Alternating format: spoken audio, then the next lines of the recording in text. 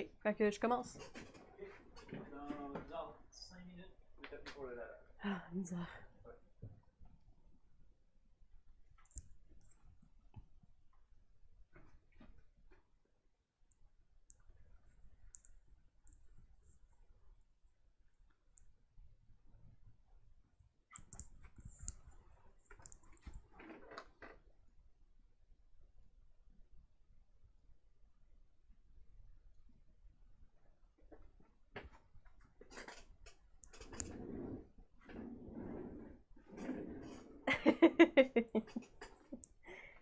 Hi.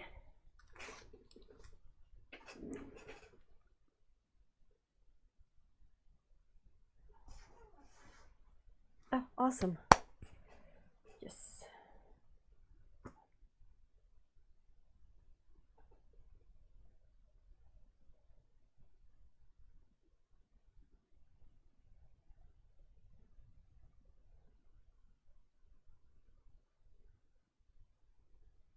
How is everyone today? I'm a bit I'm a bit slow still. Yeah, so today I will be painting a hamster in space. We'll be painting jazz.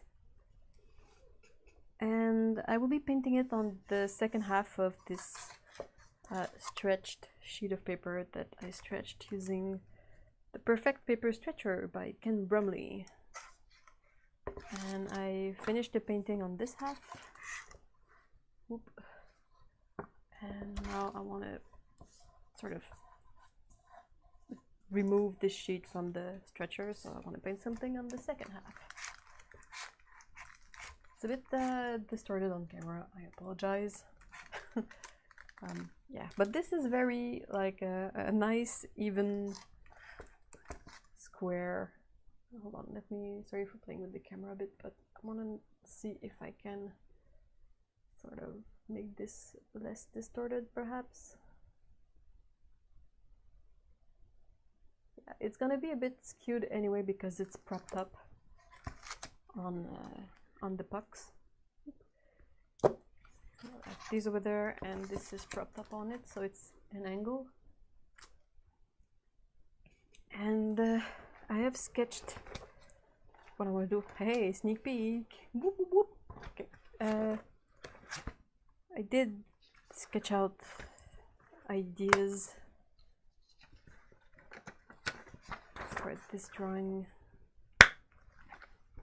so that's what I'm gonna be working from. I think I want to do this one because it allows me to showcase like having the space for the ears and the helmet, and also to show that there's a kind of a space for the tail, which I thought was funny. And I think I'm gonna have her grab a bin of freeze-dried peas, like green peas, because I think Chaz likes green peas. So that's the plan for today. I will have to to step out for a minute in a few because we are also doing laundry on Saturday, and yeah, I will have to sort it out and help Mr. E with the laundry a bit, but that shouldn't take long. I'm just grabbing pencil, eraser.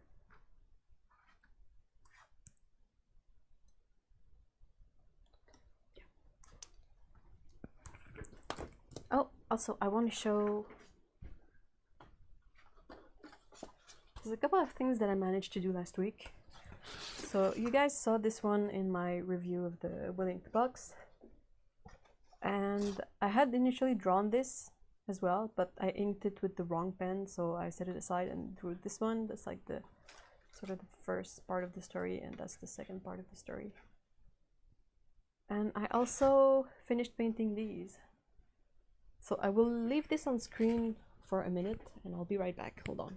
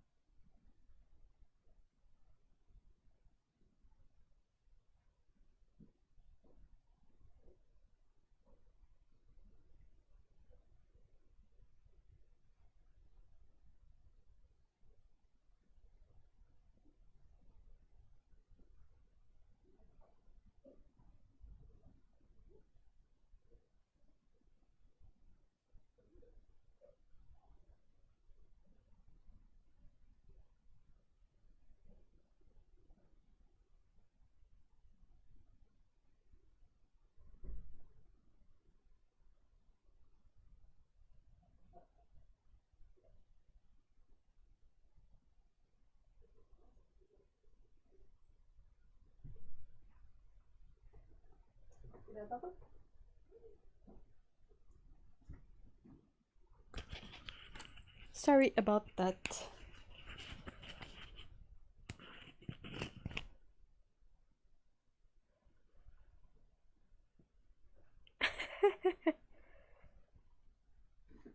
Yeah, I've been busy, but that's not exactly like I don't find painting stuff to be exhausting.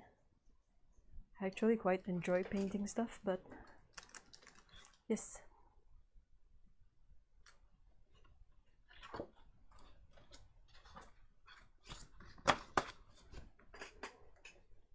Up. All right.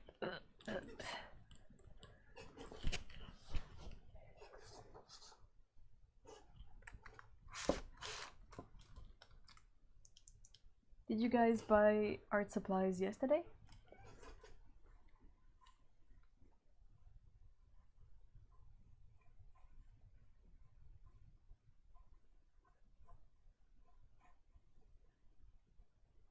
I didn't buy anything because, well, mostly because of the way the post is not working right now, so it's really difficult to get stuff delivered. And some shops are starting to just refuse to send stuff over here. Like Jackson's doesn't send to Canada for now unless you pay for DHL. And DHL works fine and it gets here super duper fast, but it's a lot more expensive. Like instead of a £2 shipping, it's like £13, and then you also have to pay customs. So yeep.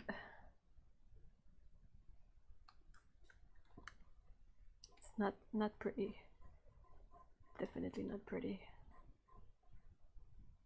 So yeah, if you order on Jackson's from Canada, they either offer you DHL or nothing else. So I just can't wait for this issue with the post to be resolved, because it also means that I cannot ship out anything. I can't do any kind of, even if my paints were all ready to be posted online on the shop, I cannot mail them out. So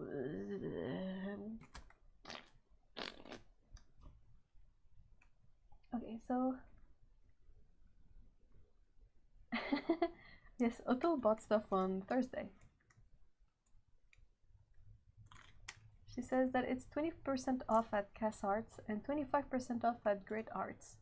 So if you are in the UK, that's a very good time to shop there.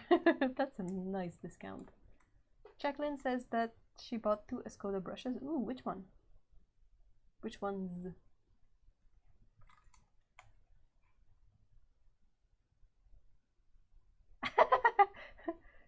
Well, Dan says that Jackson's was crap, that he didn't know about Great Art. AB Link, hey, hi! Oh, I forgot to say hi to everyone. My manners.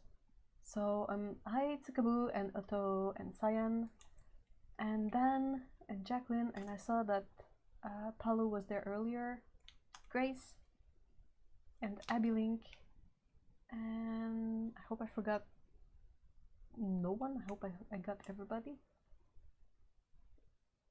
Tsukabu says that they bought so much stuff from Blake. Ooh, a number 8 and a number 12 Prado. Are those synthetic, or those are the Prado Tame brushes, or Prado Tame?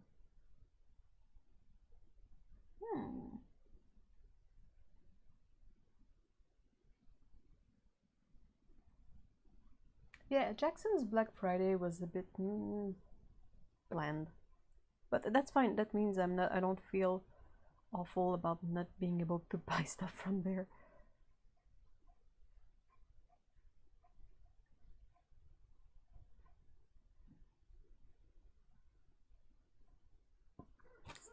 What am I doing?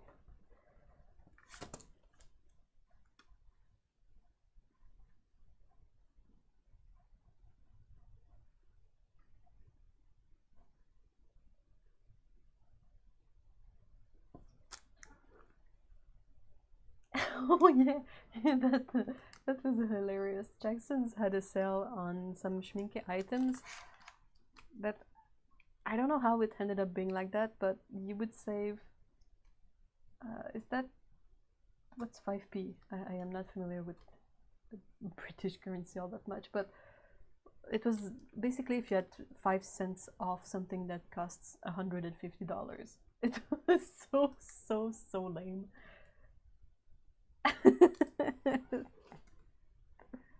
So yeah, that was hilarious.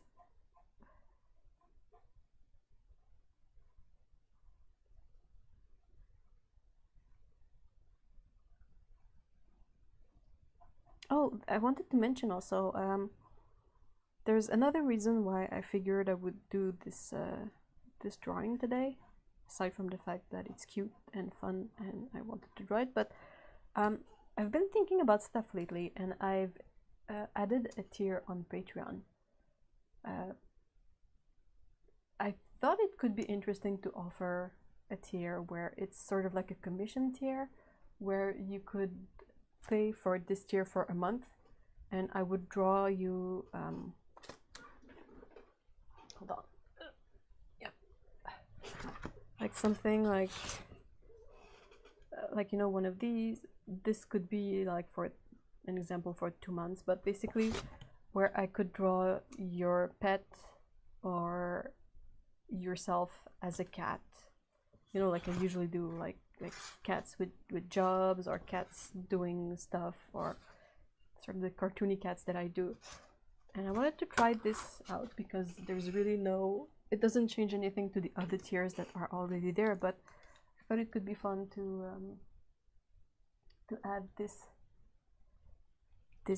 option for someone, and you can like take this for a month, get the commission. That I will ship out the original to the person who would take this tier, and then either completely get off Patreon or go back down to sort of a regular tier that is not the commission tier.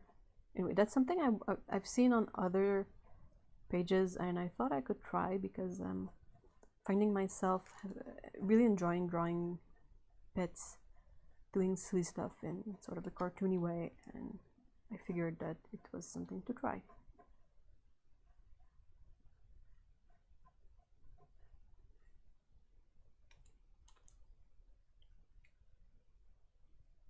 Oh, so it's a synthetic sable. I'm gonna have to try the Prado at some point. Though I recently tried these, and I think I really like them. These are the Princeton Glacier brushes. It's kind of hard to see because they're transparent. They're synthetic. They're very short. This is kind of funny. Like, they are somewhat a bit shorter than you. Well, about the same, mind you. But anyway. And yeah, these hold, the big one holds an insane amount of paint. I was really surprised. So I want to experiment with those more. I really have a thing for brushes that have a clear handle. I don't know why. It's 8 cents in Canadian money. Ooh, what a discount! Grace says, "Oh my God, get a single Tootsie Roll with that saving." I think that's a good way to spend that savings. Tsukabo says they got pen pastels, Derwent colored pencils, and a gold and silver gouache. Ooh, nice. 6 cents on the US checks. Ooh, whoa. Ooh, what a discount.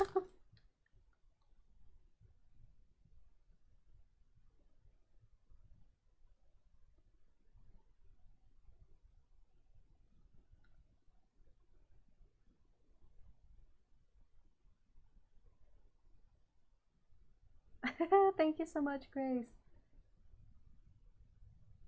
Aww.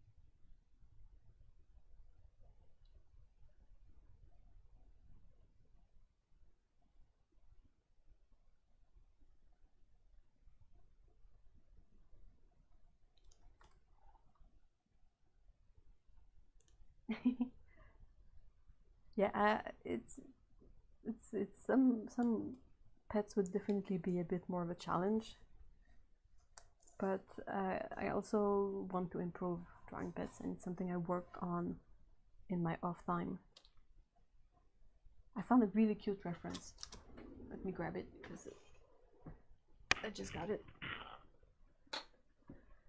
It's this really cute kids book from Zootopia, but the artist who did the drawings in it is Curry Loftus, and he's I think was the main designer on the show, on the movie, so he knows what he's doing, and the art is super cute. And I think it's interesting how we draw paws and poses and like the faces and expressions. So, and it's a small book, so I don't feel like I'm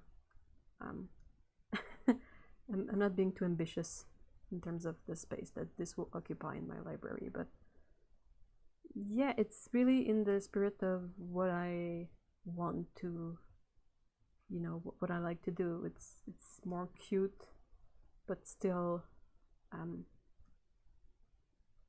like anthropomorphized. Is that the word? Anyway, it's kind of what I wanted to. It's close to what I want to do, so I saw this and I knew I had to. That's a platypus. What? What? Aww. Isn't it cute? Okay.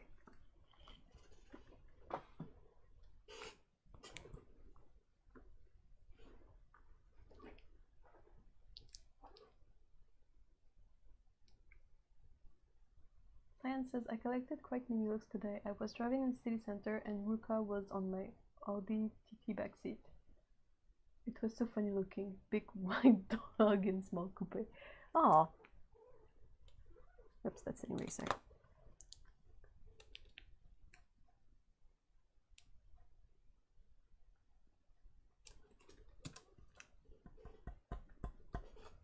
I need my big eraser.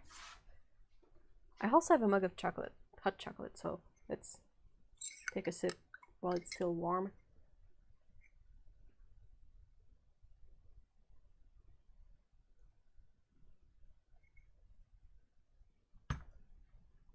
Okay, so where's my comically large eraser?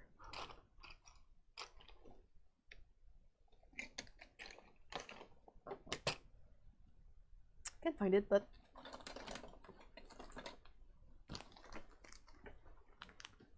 I'll just grab this needed eraser.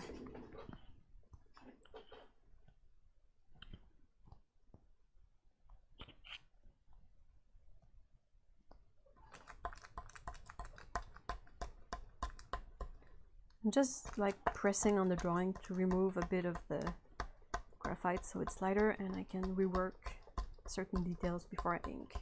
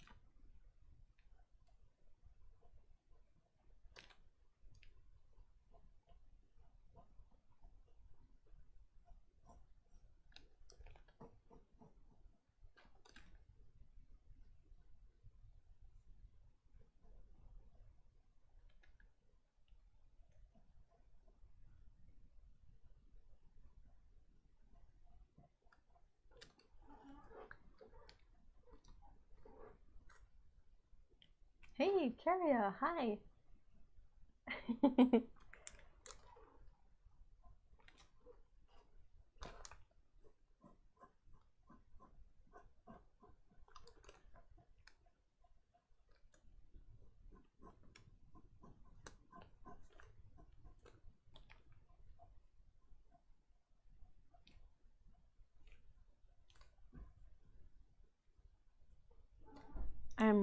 liking the stretcher.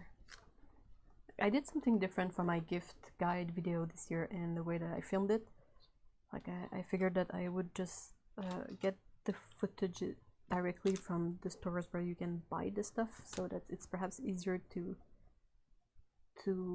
find if someone wants to buy the same thing. But there are a few of the items that I have that I need to either experiment with more and review. But yeah, the paper stretcher is one of the things. Oh yeah, go grab it if you want it. It's 10% off at Ken Bromley's right now for Black Friday. I paid full price for it and it's completely worth it, but if it's on sale, that makes it even more appealing. The only thing extra you need is like a container big enough to soak sheets of paper. I don't have anything that is big enough to soak quarter of imperial sheets, but I have something for 9x12s, and once like half of the paper was limp enough, sorry, I was able to just like gently, not fold to make a crease, but just gently fold over the part that was out of the bin, sorry, and put it in it. And yeah, the only thing extra that I had to acquire because I didn't have one is sort of a mallet like this. There's a video on YouTube, yeah, that shows you how they use it. Like it's a video by Ken Bromley, and I think it's his son who's doing the demo. Yeah, you could use your bathtub. It's just that my bathtub is perhaps not always super duper clean. Like we wash it, but just not all the time, and sometimes there's like leftover pigments in the bathtub that I wouldn't want on paper. So yeah, that's the only thing that I had to acquire. They use a mallet for tenderizing meat in the video, but I don't have that either, so I just grabbed this one. But it's not the first time that I find myself in a situation where a rubber mallet would be useful, so I was like, well, it's not expensive, let's just get it and be done with it. So yeah,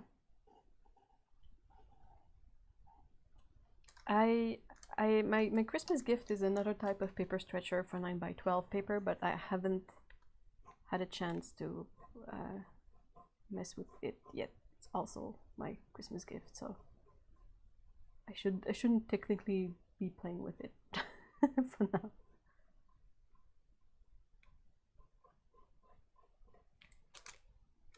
And I wouldn't usually work with HB lead on watercolor paper, especially cold pressed, because it's just so rough that it smudges a lot. But if I use anything else, you will not be able to see. I want to ink this, so I will erase all the extra graphite in the end also.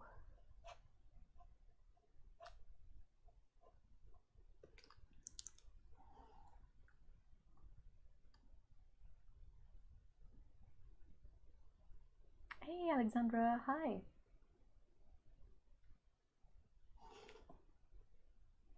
Dan says, or you can make a stretcher like it's the easiest thing in the world. I tried for a long time to just make do with the board and the cursed brown paper, and I got really fed up with it. Because, I mean, yeah, sure, I could do that, but what ends up happening is that I don't do it, rather, and I just don't stretch my paper, and it's annoying at times when you sort of want to not end up with a paper that has like a... You use the rubber mallet, yeah, it will show in the video, but basically you soak your paper until it's really limp, and you mold it to the shape of this, and it has grooves in here that I didn't have the mallet for this, so that's why it's not perfectly like in, but you have these rubber sort of, there are slots in the wood, and you have the rubber thingies, and you just mallet them into place. The video is going to do a much better job explaining this than I am, but yeah, that's why, like, if you already have a mallet, I had a mallet for leather working, but the problem with it is that instead of being like this one where you have a flat surface that you use to pummel things, it's rounded. It's like in the same sense as the handle. So when you hit on stuff, there's only like a really minute area that actually has an impact. So it's not ideal when you want to perfectly fit in the rubber thingies in the grooves. Oh, thank you so much, Carria. I watched all the videos and I think we really did a fine job, all four of us this year. Well, we did a fine job last year as well, but so it's really fun to see everyone's video, and I love that we all bring in different suggestions of stuff to give to artists in our lives. Like I always have to go check out pencils after I watch Carria's video, because I'm like, Then again, I'm like, Eve, you don't use that many pencils, don't. Save space for watercolors instead. And I'm like, oh yeah, fair point. I gotta save space for watercolors.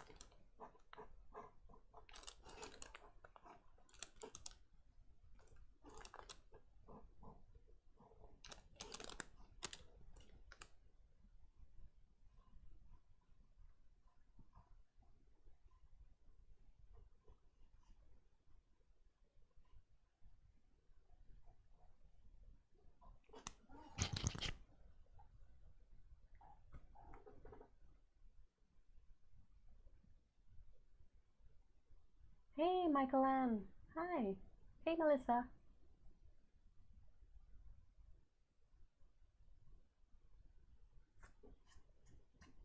I kind of want to maybe put something in those empty spaces, but I don't know what.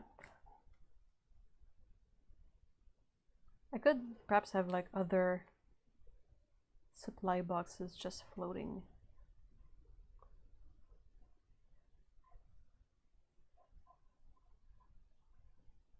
Okay, if Jazz is a space hamster, she's just picking up the latest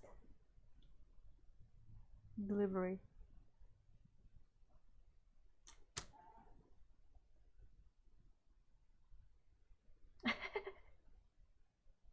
Hey, oh, I hope I won't butcher your name, but Hanlu? Hi. Oh wow, South Africa. South Africa, yeah, sorry.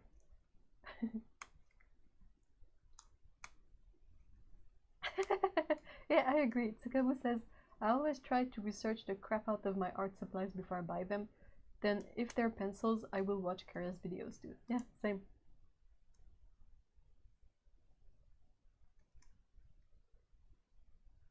At least I have a 1 or 2 museum aquarelle.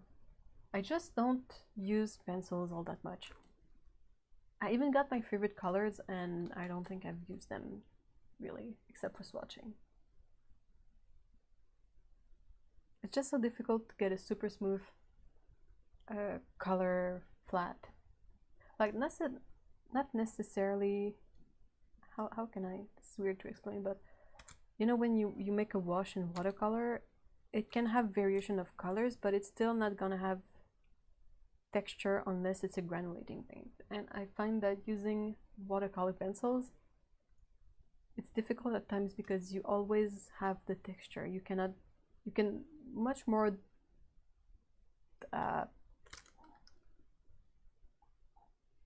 it's a lot harder to have a color that has no texture, is what I'm trying to say.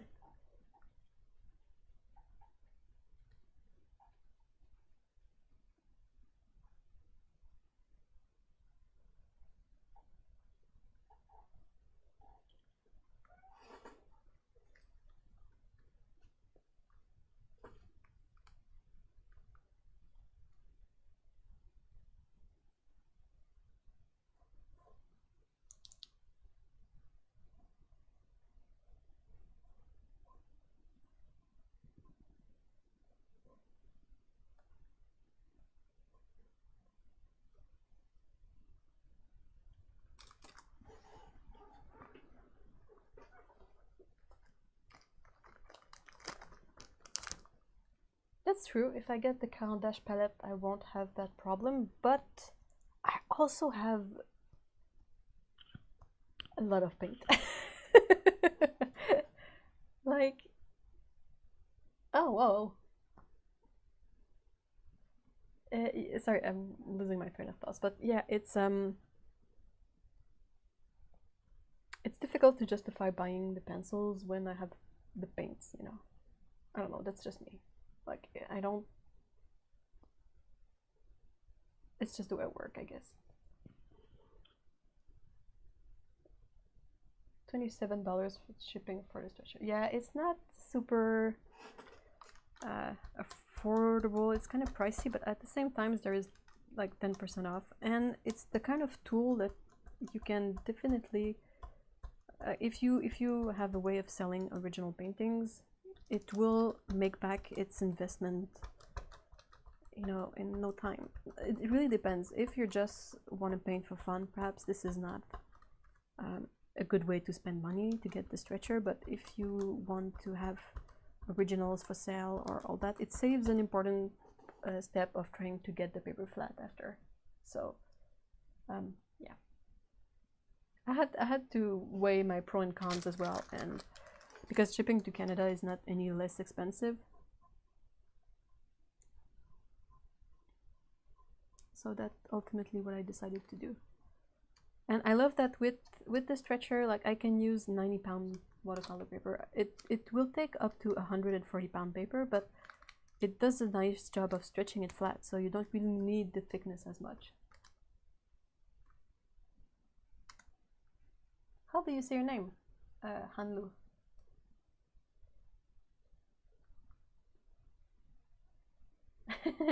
Kira says, I know. I have been sending paints to patrons and it's the best thing. I can try all the paints and then I'm sure someone will like them. Sure, someone. I am Sean Connery suddenly. Someone will like them and I don't feel it's a waste.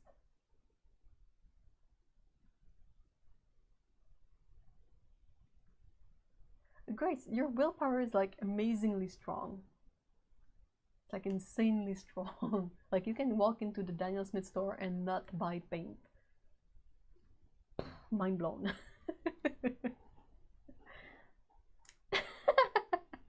Aww. Otto says, I am closing my Ken Brumley pages before I buy everything. I gotta ask what is tempting you. Okay, says, I'm a spoiled baby in the US with shipping. I am not used to this. That's a fair point.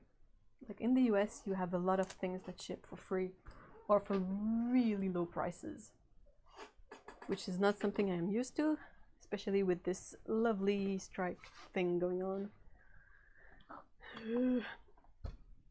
It's to the point where even Canadian like shops have a hard time with it. Hey, do you know that it's Small Business Saturday today? And like that sucks for all the businesses in Canada right now.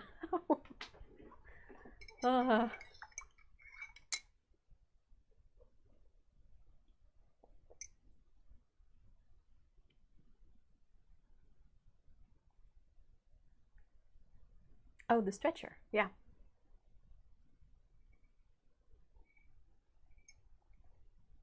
Which size would you get, Otto? You have the awesome advantage of being in the, well, in Scotland, but close enough to the UK that you probably don't have to pay $30 in shipping, right?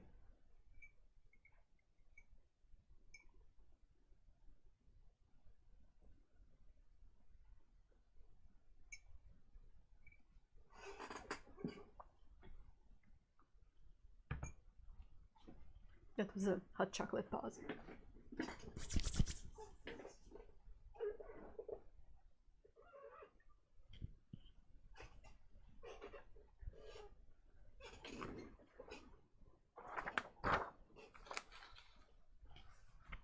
The half sheet? How heavy?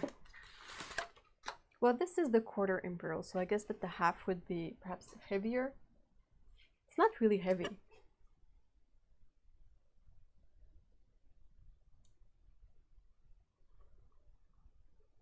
Yeah, it's definitely not super heavy. It's not really thick. You know, it's nice wood and all, but it's not super duper thick. It's not super heavy.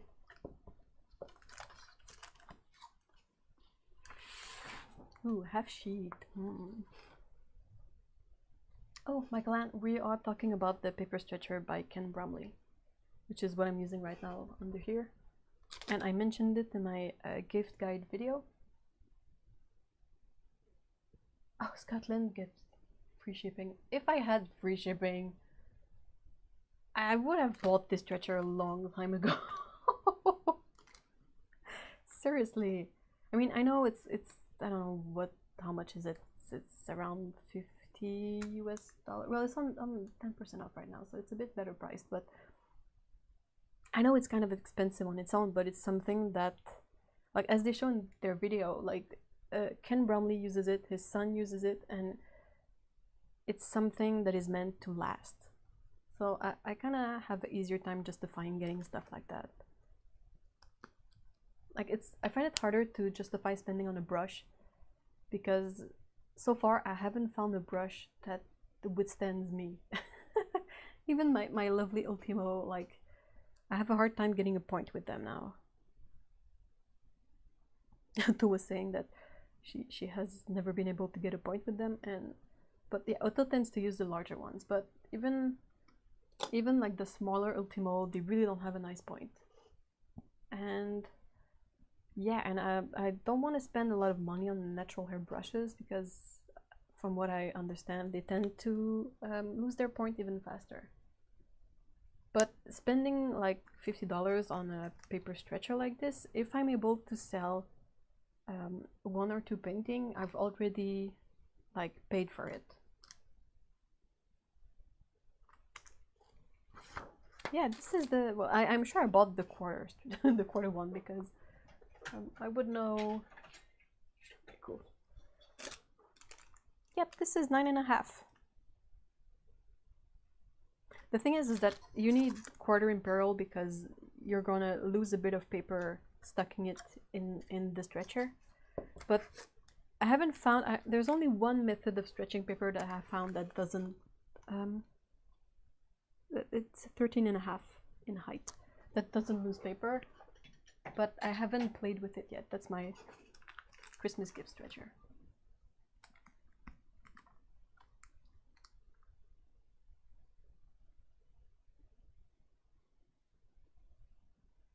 Hey, Temple!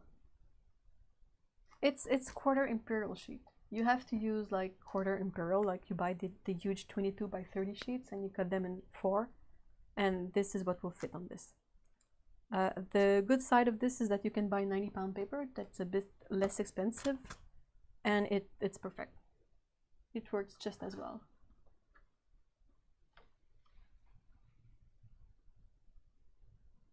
Oh yeah, but it's angled, right? No, don't forget that my thing is angled and I have tiny ends.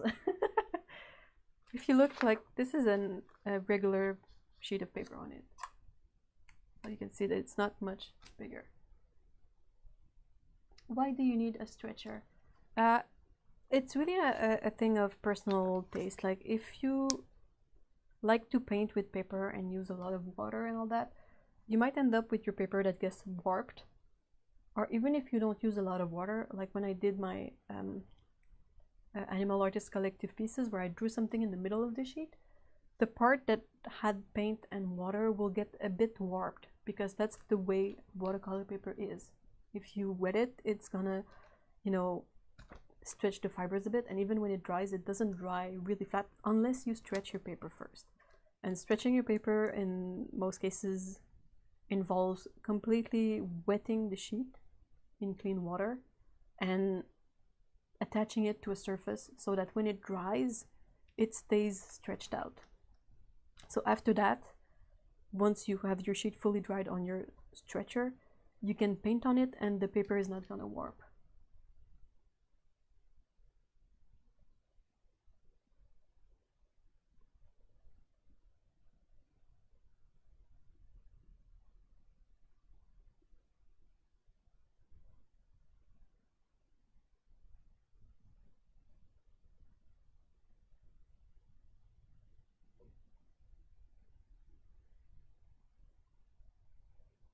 Yeah, I also prefer a bit of snap on my brushes for detail stuff. Let's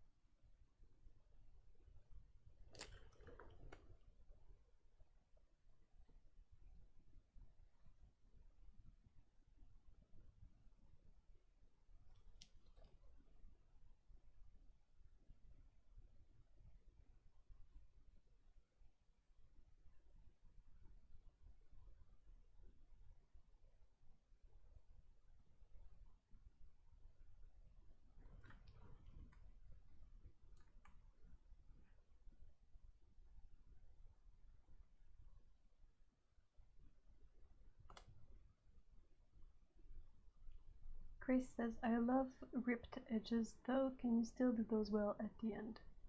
I'm not sure. I haven't mastered the skill of nice deckled edge on my paper.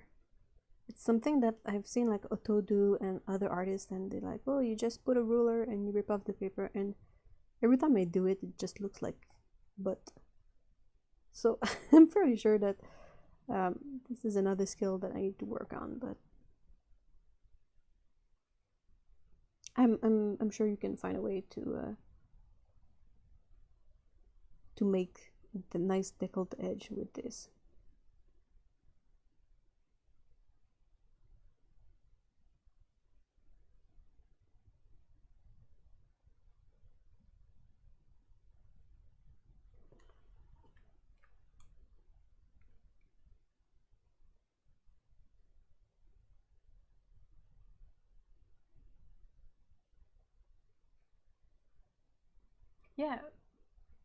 Yeah, not everyone needs a stretcher. Like if you, like Otto was saying, if you use heavier paper, like the thicker the paper, the less you need to stretch it. So that's something else. If you buy 300-pound watercolor paper that's really, really thick, that doesn't budge.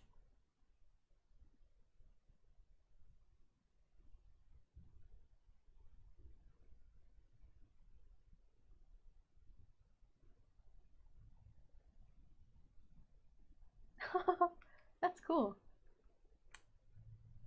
What's a deckled edge ruler?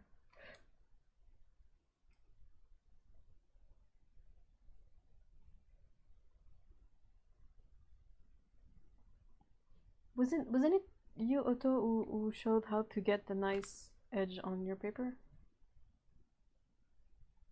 Maybe I might be foggy still. Maybe my brain is not remembering correctly.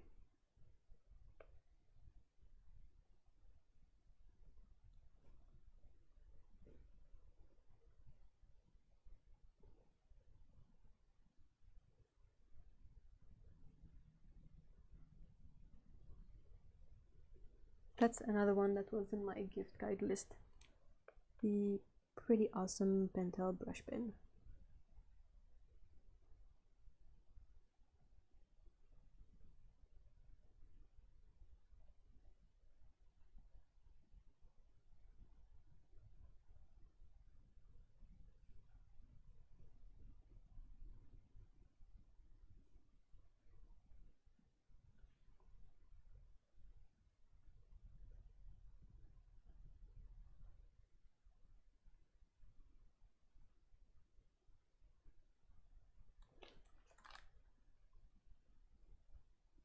Hey Lana, hi!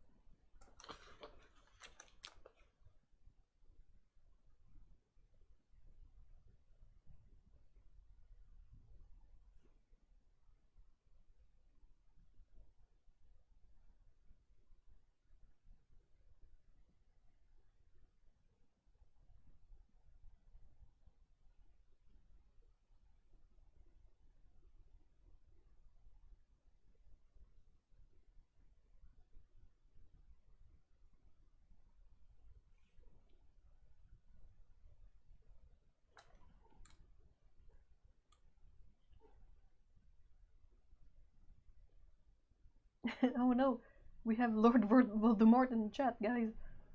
Yikes.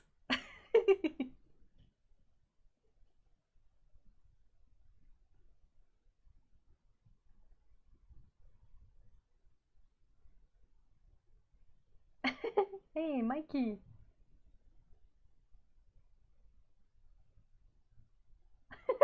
Grace.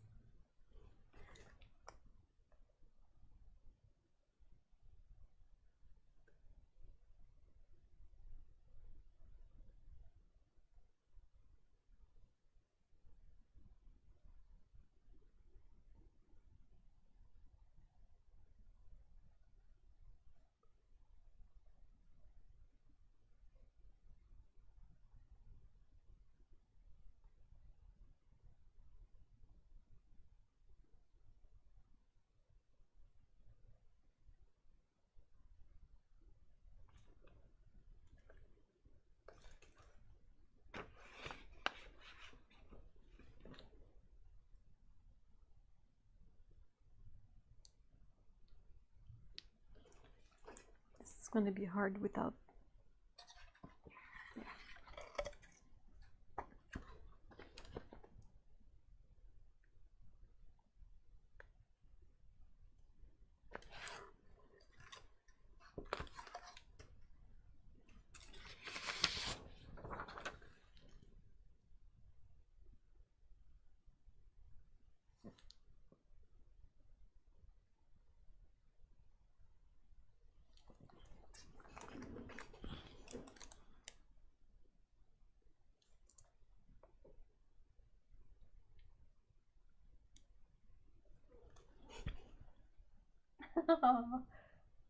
I'm glad you like it, Otto.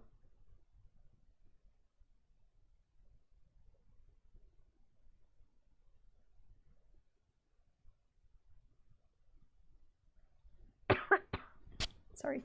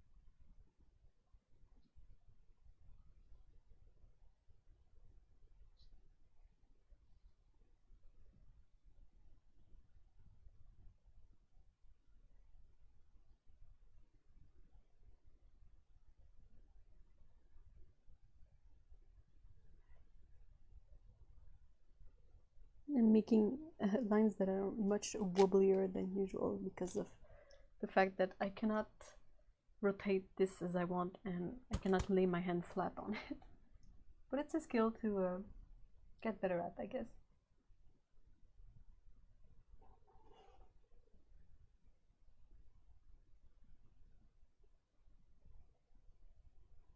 Whoa, Carria, what did you buy?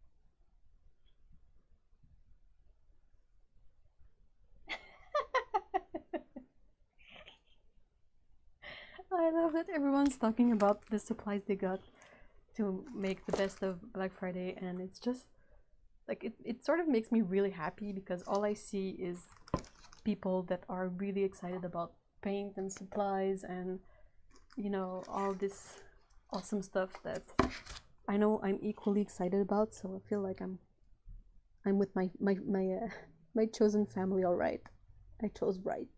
You guys are perfect.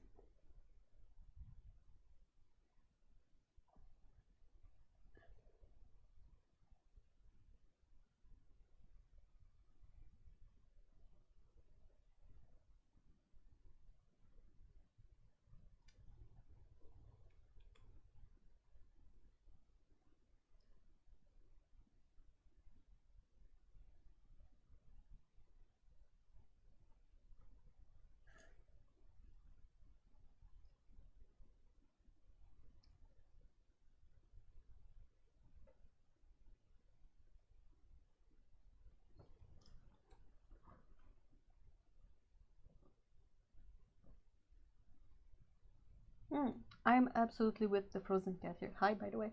The Frozen Cat says, I actually didn't have a lot of schminke sets, probably because they come up with such interesting things. I am with you there 100%. I think in terms of sets, what I have the most is schminke sets, because exactly for that reason, they always come up with interesting selections and sets and ideas and new stuff, and this is what I live for.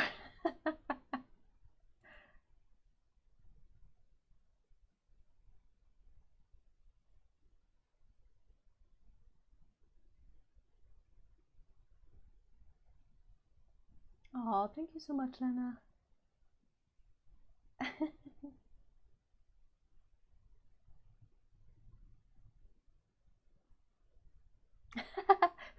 Otto says, I did own a few tubes of schminke before and didn't like them much, but then I realized they were colors I didn't like in any brand.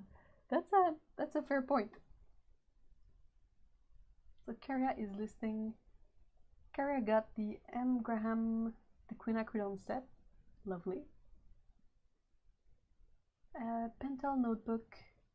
Pentel or Pentalic?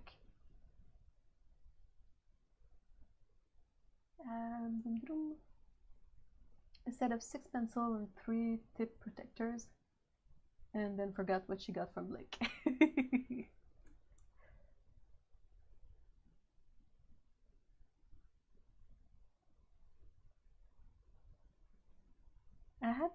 Did I have strong willpower the other? Oh yeah.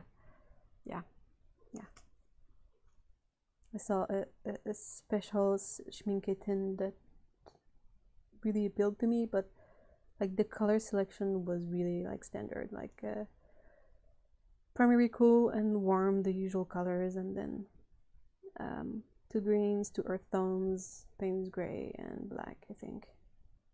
Well, like 3 earth tones because sometimes they have sepia in there. So really basic color selection for schminke, but I was like, ooh, the tin is original. And yeah, that's where they get me every time.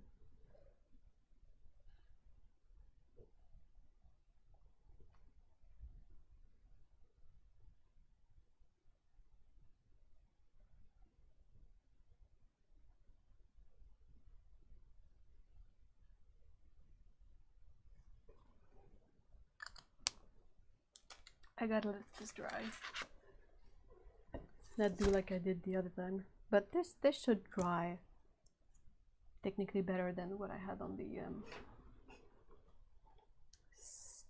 silly Moulin du Roi. Oh, bye, Michael-Anne. Take care.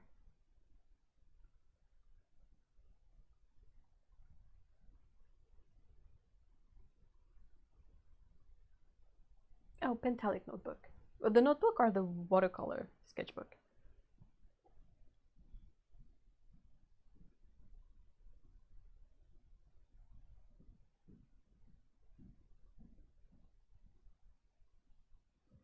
Mikey says, I am not letting myself buy anything until I start putting more paint to paper and letting myself experiment more. I'm too tight and I freeze up at the face of the paper. I really understand what you mean. I've been there, but not for long, because ultimately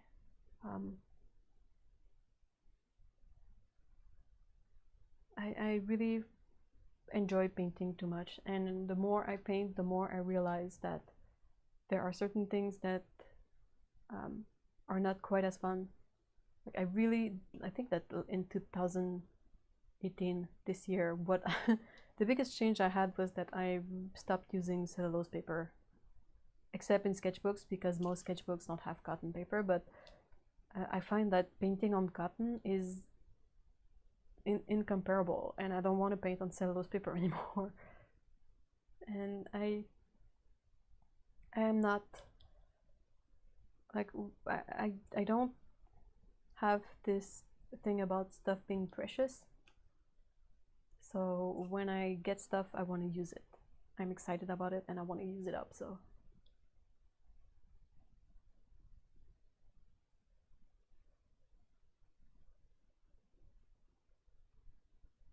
aww. Science says that she has issue because, you remember, you guys, when there was this sort of movement on YouTube where YouTube decided that they would remove the ability of smaller channels to monetize their stuff until they reach a certain threshold that they set, even if they had monetization before. And it has affected many people I know, including Cyan. It really sucks. And what do you need? You need more subs and more watch hours? Is that the thing?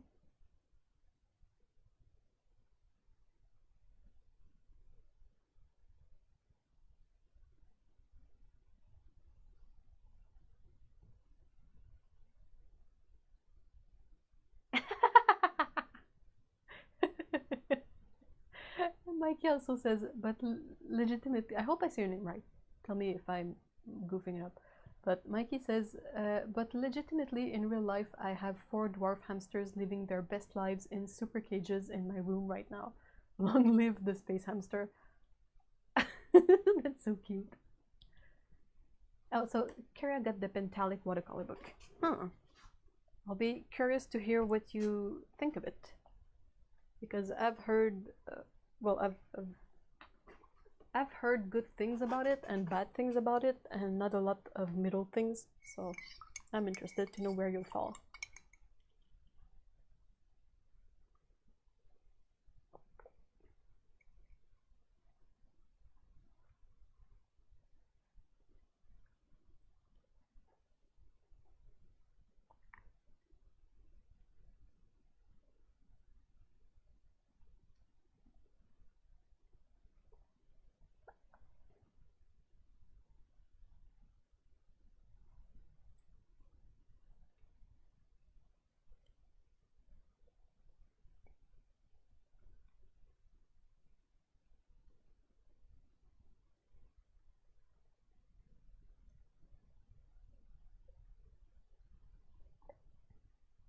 Winter white hamsters.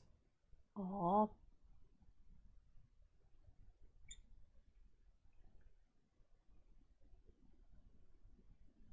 I'm drinking my cold hot chocolate.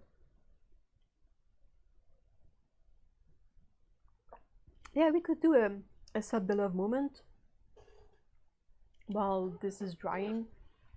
But I don't know if you guys remember sub beloved, which is the thing we sort of did a while ago and stopped doing just because we forgot.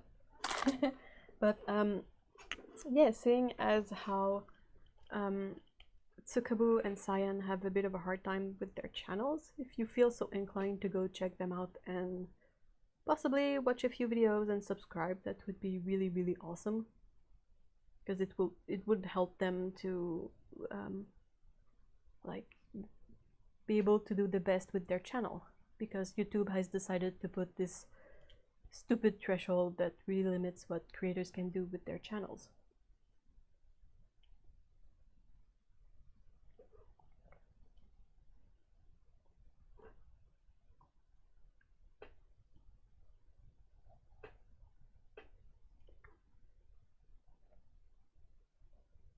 Sorry, finished drinking.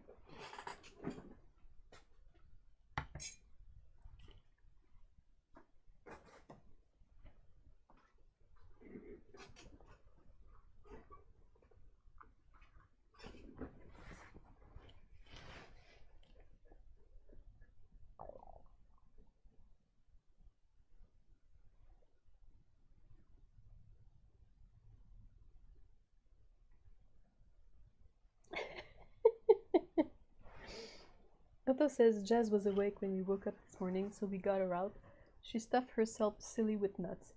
Then she saw a whole slice of dried banana and stuffed that in as well.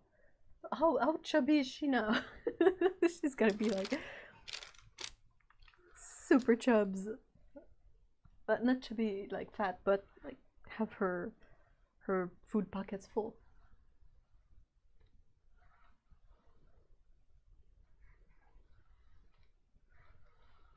I am doing this to see if any ink picks up.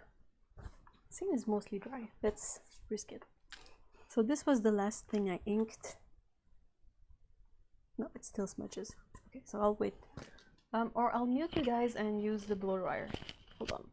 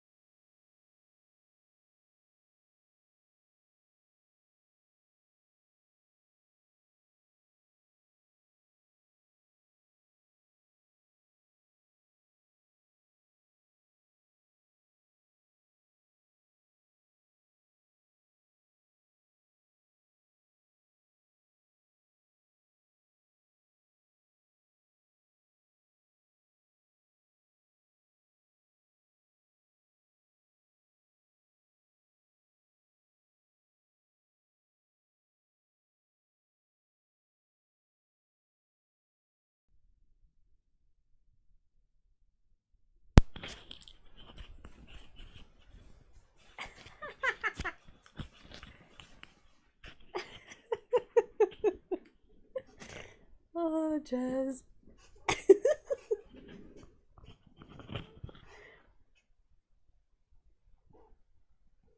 Oh. Lana says that she thinks Dan has less than 1,000 subscribers. To go check out Dan's work as well.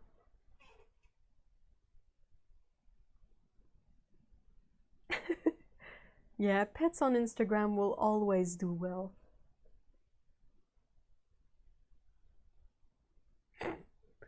Dan says, strangely my subs have picked up a little since I put my face in front of the camera.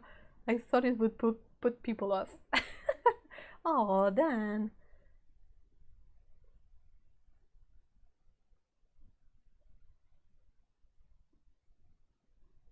Well, I'm not super comfy in front of the camera, but I'm glad I sort of started doing it anyway, because,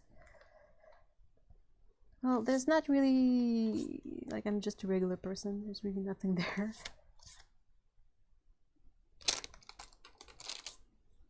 Really terrified of smudging all over like we did last week. That wasn't a really nice surprise. But I'm super glad, because I don't know if you guys were there when I mentioned that I was looking for one of these. I think it was on Twitter, and my problem was with that I couldn't find one that has a cold hair setting. Cold hair. And finally I went to my local drugstore, and the advantage of going to the drugstore is that I can look at them. Then I found this one that has a setting that's just air, that's not no heat, and it was like the least expensive one, so I got that.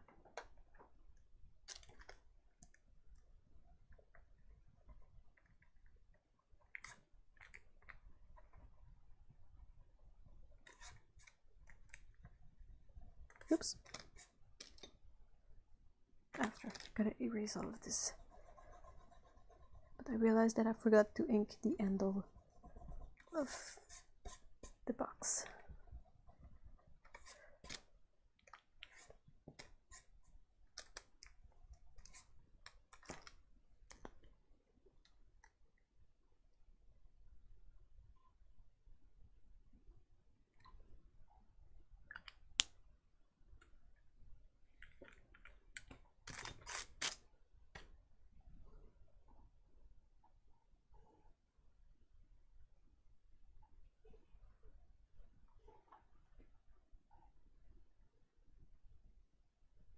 What are kitty critter keepers?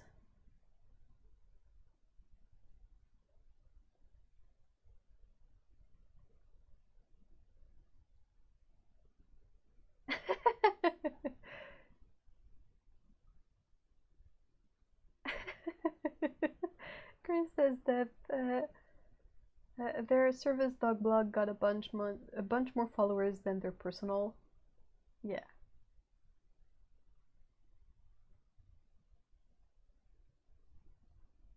Gingers for justice. What?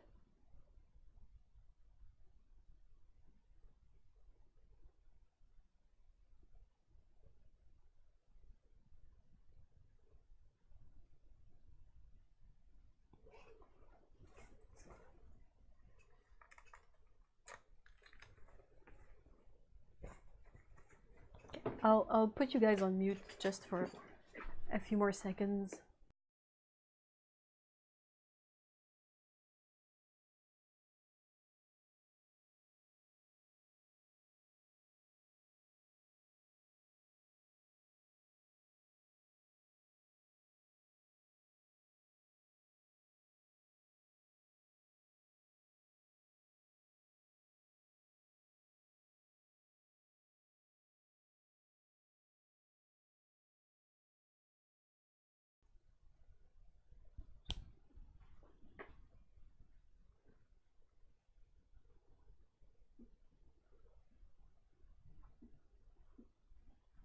Okay, so I should be back now. So they are these horrid tiny cages for hamster. What's the point of having a really small cage for a hamster? Is it something that people consciously get because they don't have the space for anything bigger?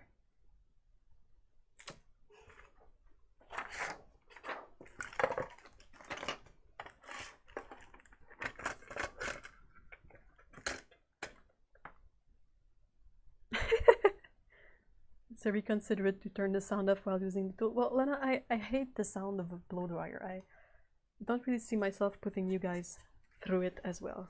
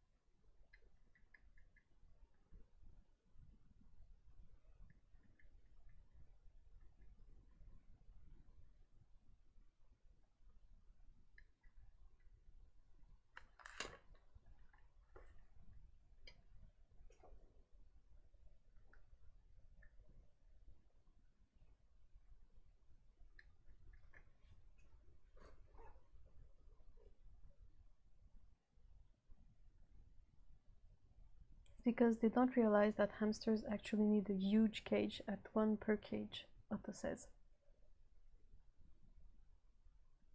Chris says that it's probably because that's what media shows for hamsters, like goldfish bowls for goldfish or bettas. Animals need a lot of space. Otto continues and says, and pet stores sell them because they look more bright and fun, so people buy it even though it is illegal. Whoa.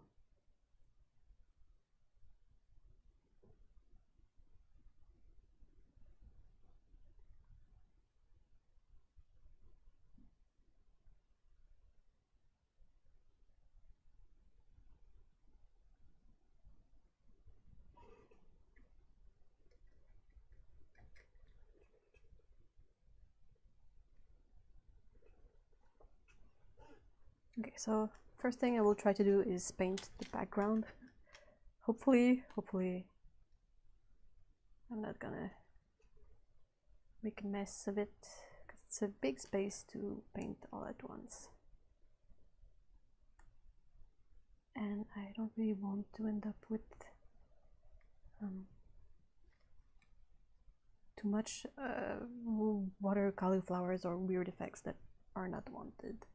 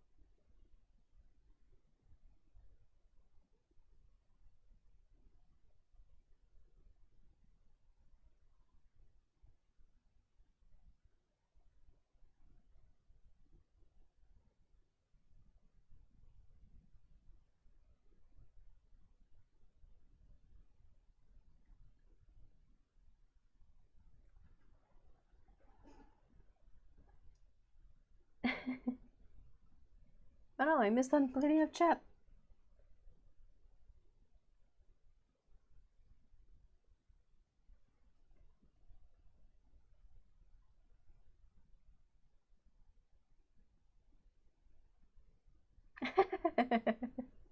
Well, Alexandra, I'm glad we introduced you to watercolor because it's a lot of fun.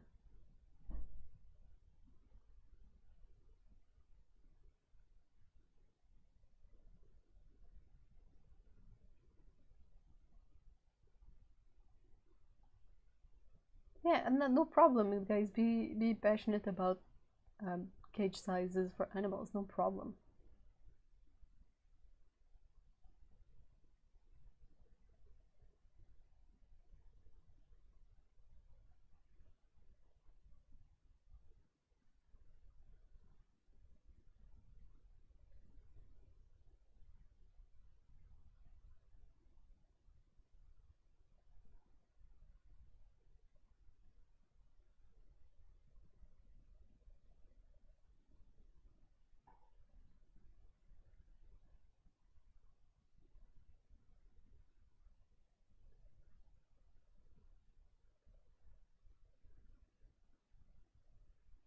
Hey, thank you, Kay Leo. I think what really helped is that my board is angled, so usually the water doesn't sit.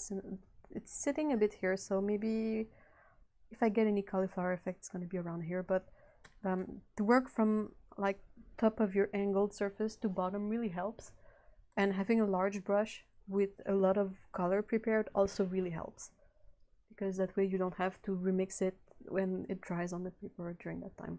What helps the most though is practice, seriously.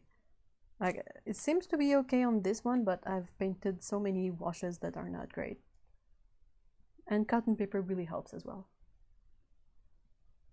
I'm gonna sound like a shill for cotton paper, but I think I'm okay with it. Okay, let's grab a smaller brush.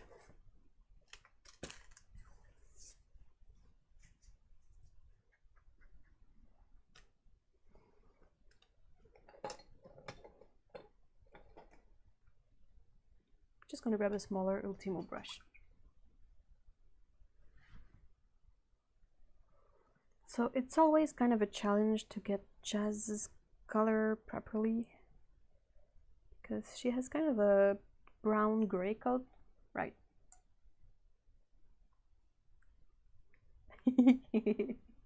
Yes, practice is really the biggest defining element of anything, truly.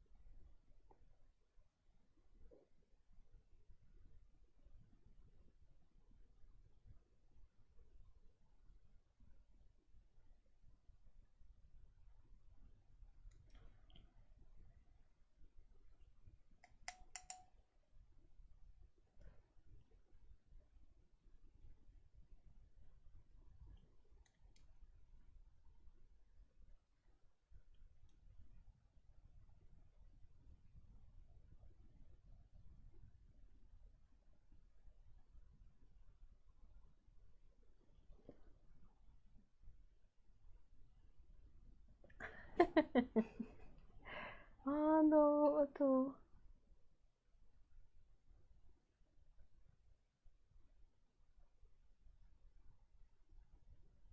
Arches paper is so much fun to paint on. It's so sad that you are still too nervous to use it, because it's really fun. It is super consistently good too.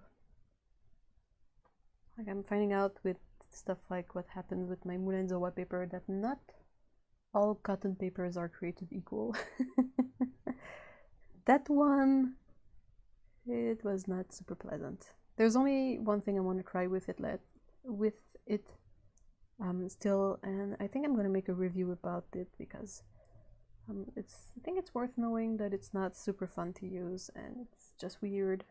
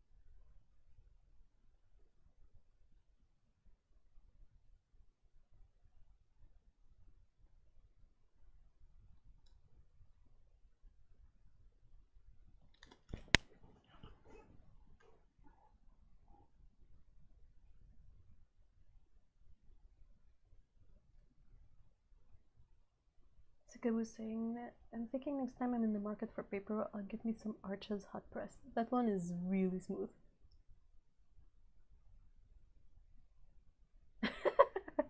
Kara says, yes, practice! Take it from me, buying supplies does not count as practice. But it's so much fun. It's so exciting to have some new supplies when you're like, woohoo, I cannot wait to try them. Question, do you find that the Arches paper is rough to the touch like sanding paper? Do you get the rough or the cold press? Otto says that she also finds it super rough even at cold press.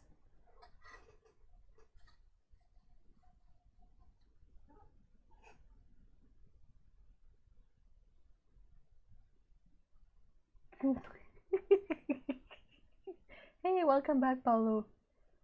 Science says that they need to start to use the Arches stack of full sheet that they got like 4 years ago before Bun Bun the bunny or Ruka the dog eats it. And that Bun Bun has really expensive paper tastes. He has rounded some corners on the Arches paper.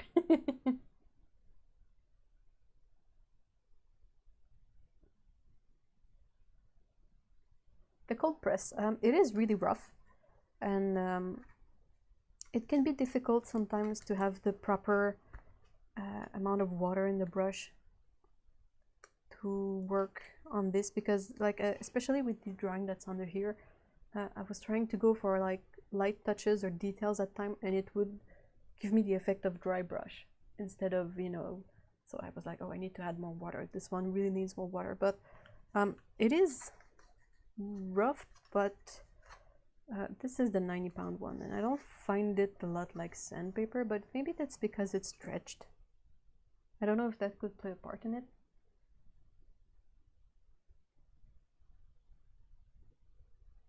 Yeah, it's Kabu. If you need a smooth paper that won't wear down pen nibs, hot press is really a nice choice.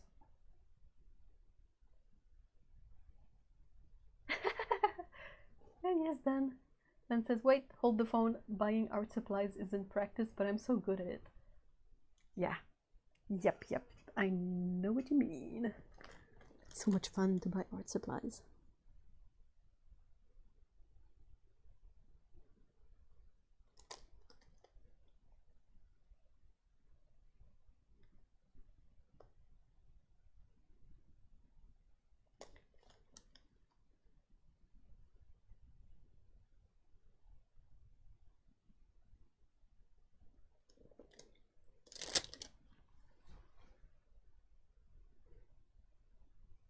Hey, Anya. I hope I didn't get... Oh, I forgot. I got a bunch of stuff in the mail this week. I need to show it at the end of the stream.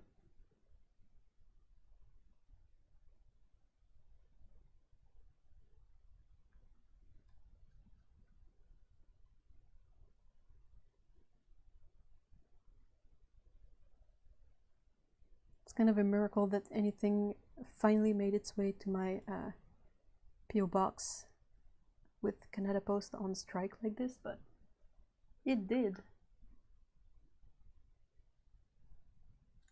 Oh, Paulo, that's so nicely said. Paulo says, I don't buy art supplies, only unfulfilled promises.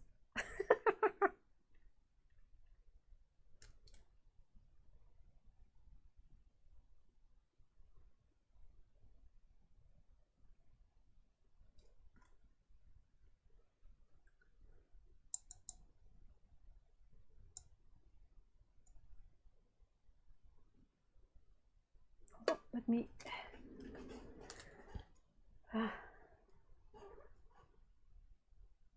I've been switching stuff from one place to another, so I'm a bit puzzled as to where I finally put everything, but I think I found it. Yes, I think that's it. Up. It's one part of it.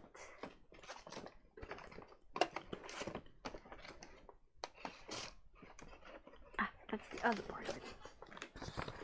Alright. So while this is drying a bit,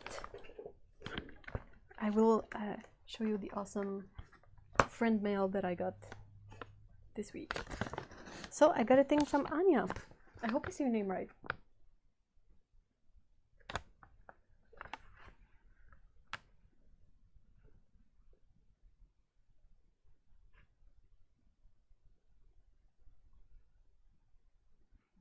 Karia says that she loves hot press but doesn't like the Arches hot press. How so? Okay, so, yep. I think this is a note.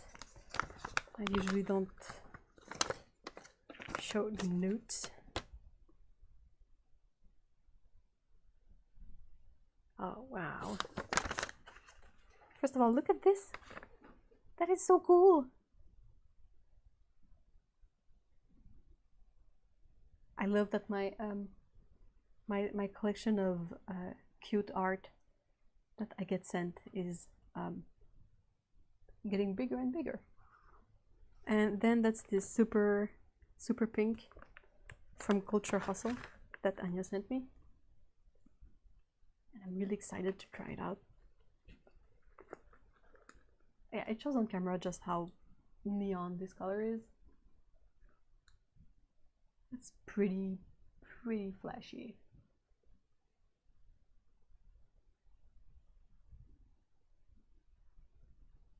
So I'm really excited about this.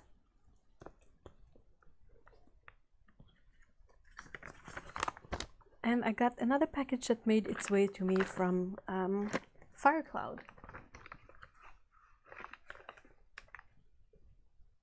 I don't think that Firecloud is in the chat today though. Ginny. But yeah, Ginny sent me this really lovely postcard of a red panda.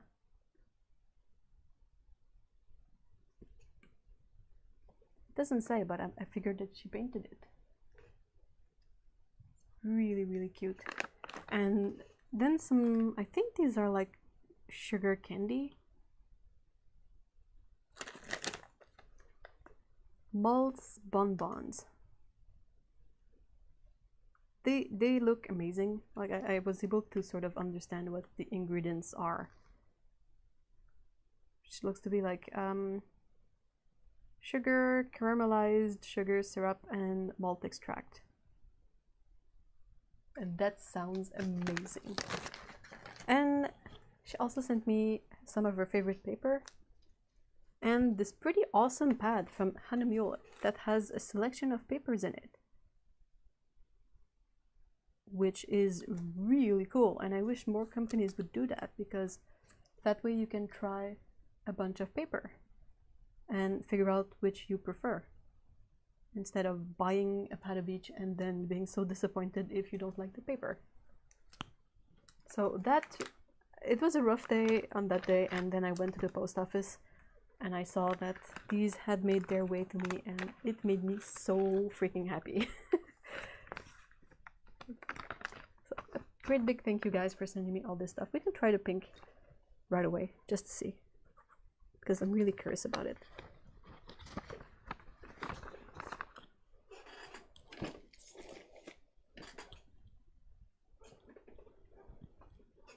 It's not the same type of pink as Opera. Huh. It's a bit more neon. Pro tip with Anya's pink: wear sunglasses. I didn't see if Anya is the way to pronounce your name. I'm so sorry.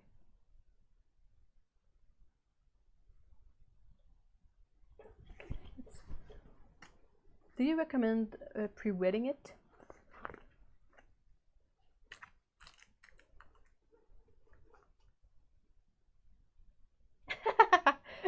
That would be a cool name for a line of paint. Retina burn. You cannot unsee it. That's funny. It leaves a, you know, a retina imprint, like when you stare at the light for too long.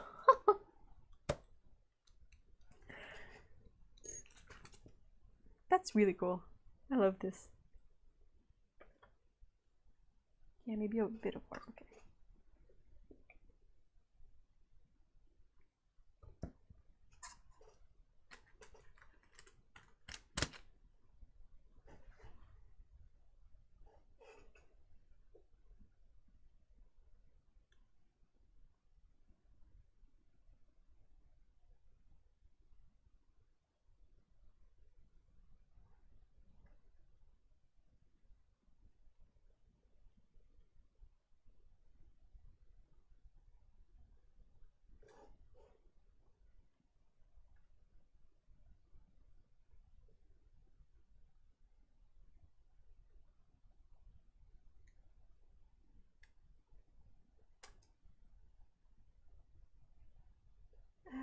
Grace asks that Eve, have you tried the Skoda Versatile travel set? I like synthetic Kolinsky more than Scroll, but I've never tried the Skoda brushes. I only have a few versatile brushes. I don't have a set, but I have this. I think it's like a rigger or something. It's a bit longer than you would usually have. Really like it. It's. I don't know if you guys can see how staticky it is. Like the airs usually don't go out like that. That's static. Okay, I'm electrifying this brush. Oh, it's getting worse. This is so funny. It's so poofy now.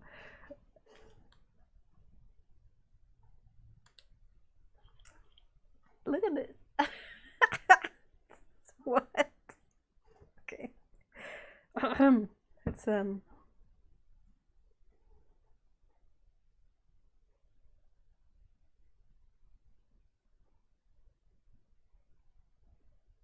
that's a bit more like a regular brush. I have I have a travel size 12 as well that I haven't used all that much. But they are fine. I mean, I've used them and I like them. It's just that I really like the Ultimo, but if I keep having issues with the point, I will possibly need to find a synthetic brush that keeps a better point. So I quite like the Skoda Perla, the white Taclon-ish. These are really nice.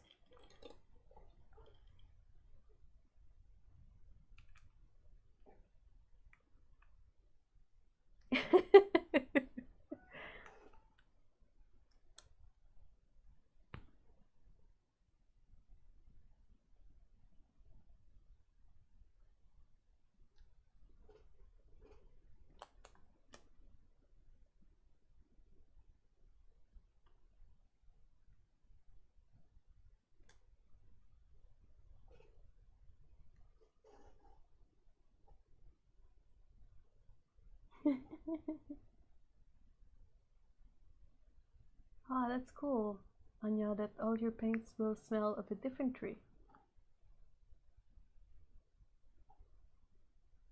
Jacqueline says, I have a new sentiment stamp for some Christmas cards that says, kiss you under the mistletoe. I wouldn't kiss you under anesthesia.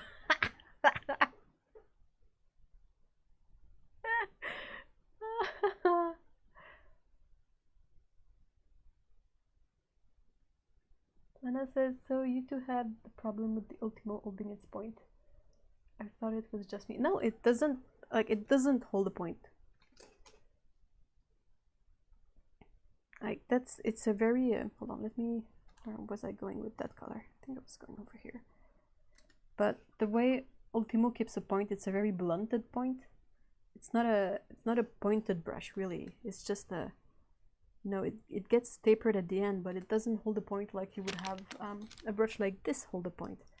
That is shaped to hold a point. You can see from the shape, like the way it tapers at the end. This holds a point much better. Even the Perla.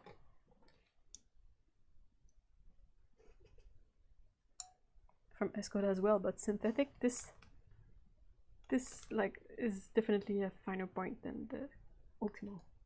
Sorry, I keep having hiccups. Whew. Jazz is going to be so happy with this painting. Aw, I hope she won't eat it. Ultimos are great because they hold a lot of paint, a lot of water, and you can get really nice. I like to use them for really organic lines, like on the side. Well, this paper is way too smooth, but on arches, like I did with the pets I've showed at the beginning, you can use it on the side, and it works really well as a dry brush, I find. But it's just difficult to do fine details with it. And I tried getting smaller Ultimos, and they don't keep a point really well, so that's not the answer.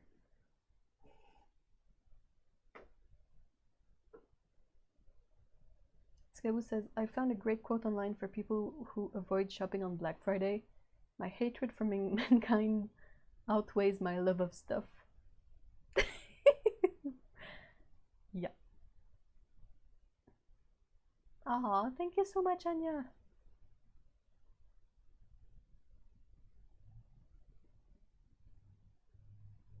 I haven't had that issues with the perlas at all.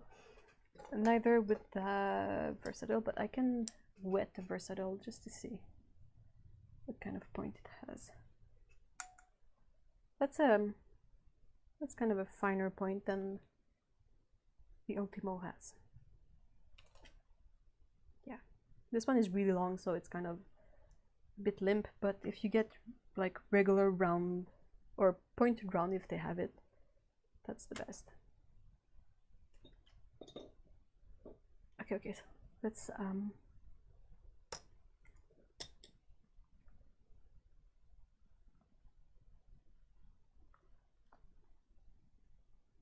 wow, that's so bright.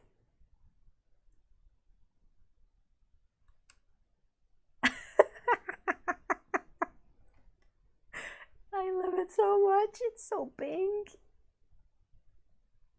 Oh, that's perfect. It's basically like the pink dye in opera pink.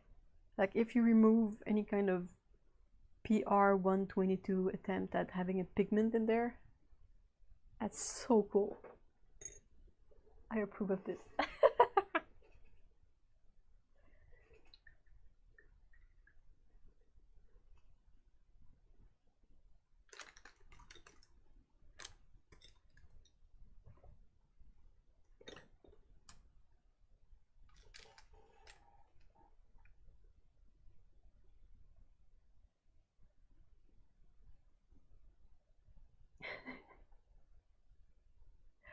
That's so funny.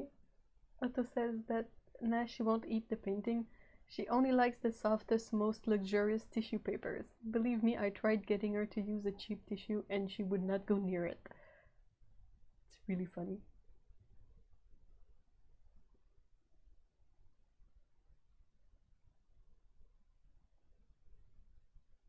Retina burn pink. Yeah.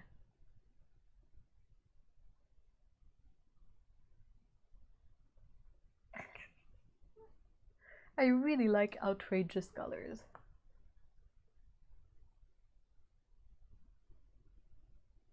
Like, to me, that's just pushing it to a certain extreme that I find absolutely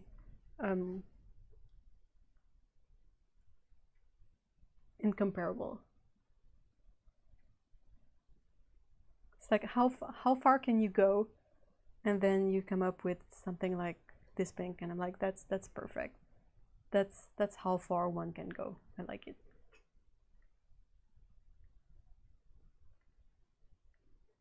I think I should make an official challenge. Like, if you can find a color that I don't like, you get a commission or something. Because I'm fairly sure that no one will ever find a color that I don't like.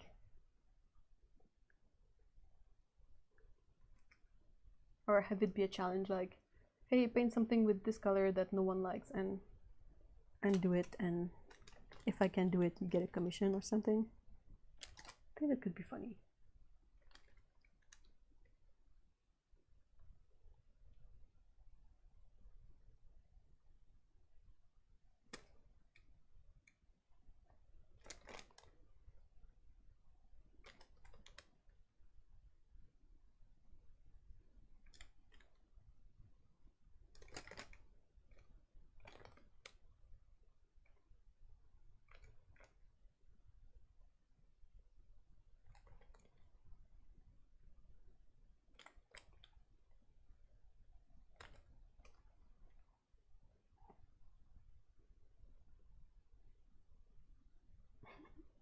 Oh, UV light. Okay, I'm gonna shut down the light, so watch out for that. It's still super duper bright. Let's see. Okay, watch out again. I'm closing the second light. Okay, so we can still see it, which is, you know, pretty cool on its own, but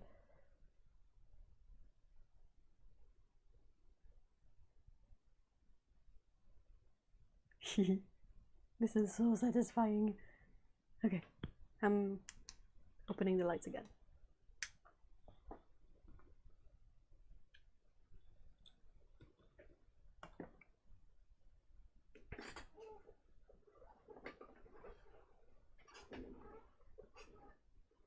Oops.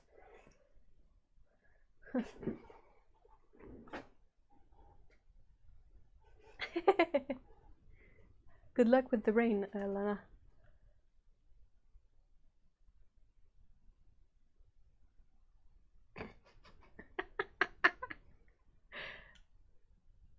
No, I like buff titanium. I like all the colors.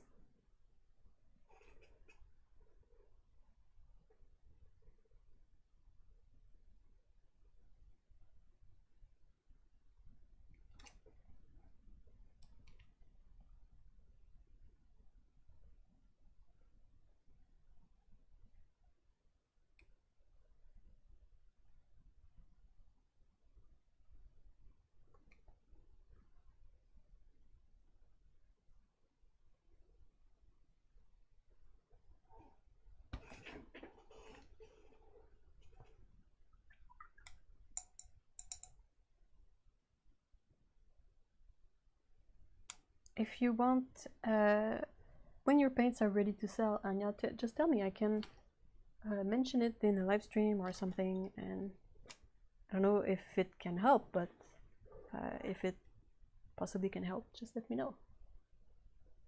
You can paint monochrome with buff titanium. Yeah, of course you can. It's just going to be a very light monochrome painting.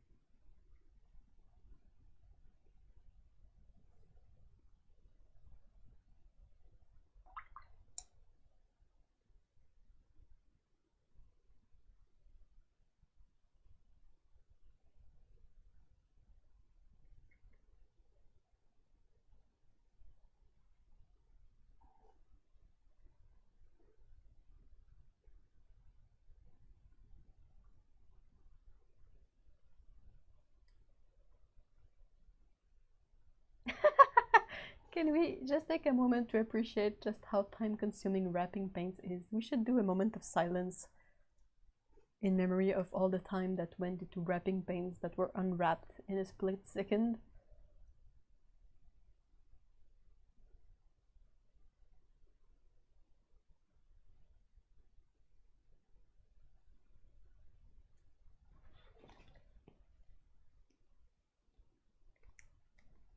I kind of want to make green polka dots on this one because it's the frozen peas one.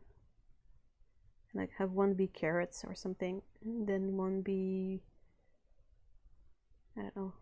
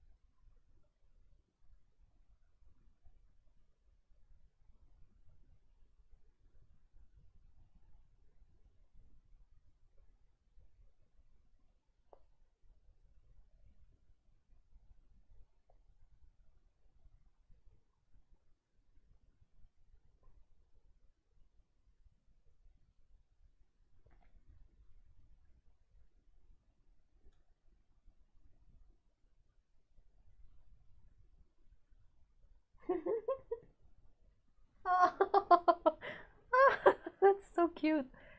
It's okay. Leo says, just yesterday a friend of mine was speaking with delight about the loveliness of Otokano's paints wrapped like beautiful candies.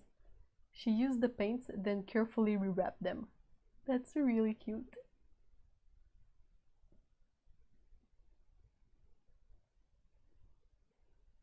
Paint making is life consuming.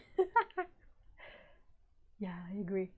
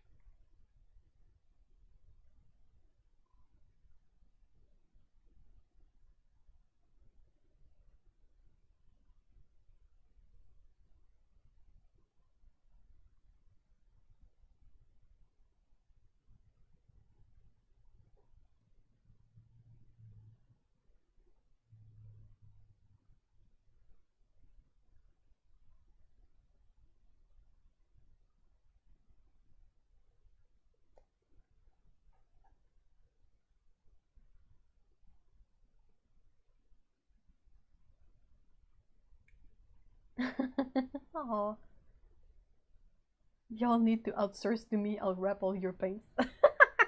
Grace. If we all lived in the same city, we could have these huge like paint wrapping parties that could be really nice, but that's really not the case. Oh, I'm glad you kept the packaging and the wrapping, Tsukabu. I feel a bit better knowing that. It's like crocheting. You binge and get done. Yeah, binge watch.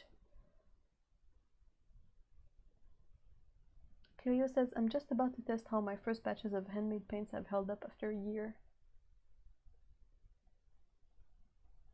That's a video I want to do because I realized that some of my paints did not do so well. Like the Prussian blue really didn't age well, and that seems to be not only my pans, but I was talking to some other people and their pans has had issues too. So I think I will do a video at some point where I re-swatch all my handmade paints to compare how they do now.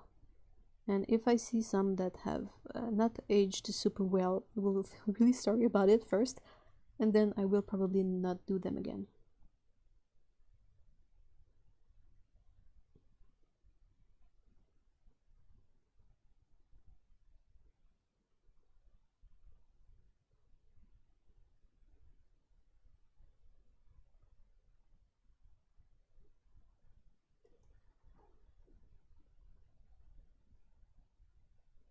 Yeah, 500 pans, blah.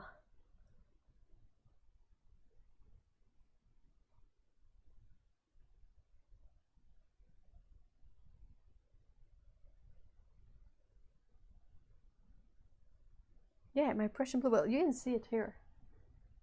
It's like it unmolded itself, which is really weird, but it became all like grainy, but it's not, doesn't have any texture, it just really separates a lot on paper.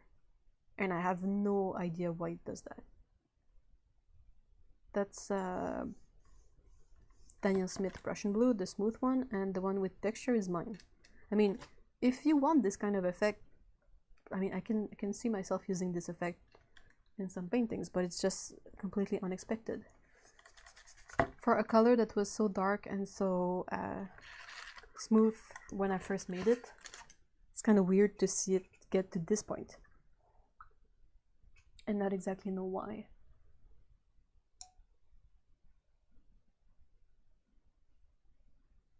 Does Jazz like carrots? I hope she does. Who doesn't like carrots?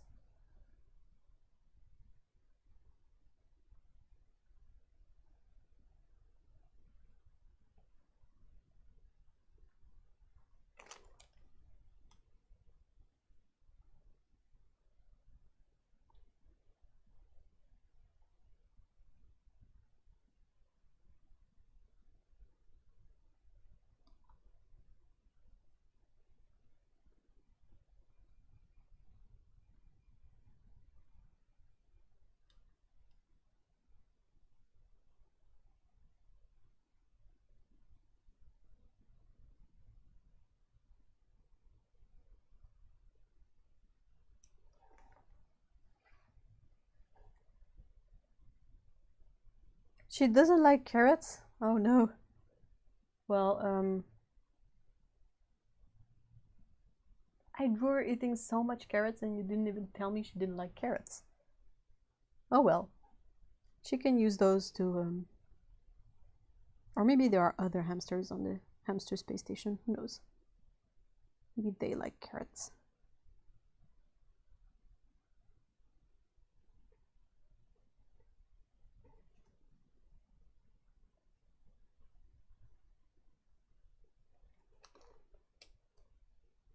This is when the delay on the live stream is really annoying, because I will say something and then there's like a good minute before anyone can reply or react to it. So it's gonna be a box full of carrots, too bad.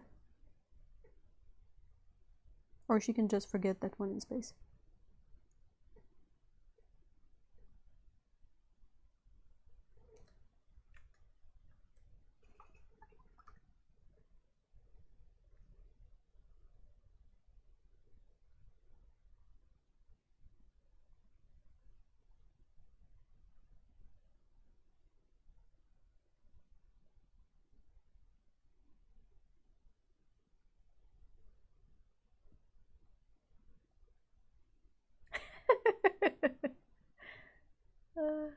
Archambault says, I wouldn't be able to wrap handmade paints. I have a condition with my hands where they jump randomly. That sucks.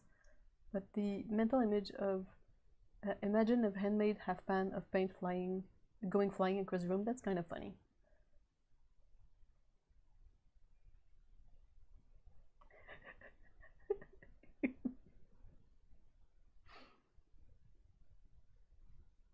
Oh, okay, she will still eat carrots if they're there. Okay, fine. What should be the last suitcase, though? Oh, that's good news, Cyan. I'm glad to hear that. If yours is still fine, there's a bit of hope. But yeah, mine is all weird, so I need to test out my paints more. Because that's the thing with handmade paints, is you don't always have the luxury of, you know, waiting a whole year to see how they cope with time. Some of the ones I've made, they were really, you know, worked super well when I just made them. But over time, the surface got really hard and they became really hard to re-wet. So that happened. And then, I don't know, perhaps there are issues with some others, like how the Prussian blue separated, and that's why I want to do like a super honest swatch revisit video, just to see how everything is doing after a while.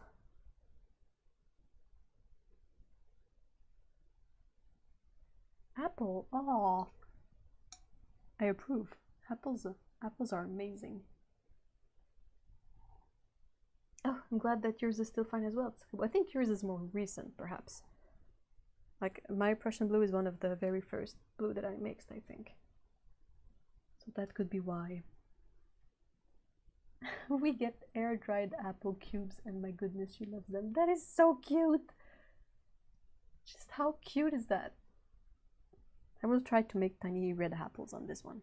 I keep saying apples, but it doesn't have a H at the beginning. That's because I am not a native English speaker, guys.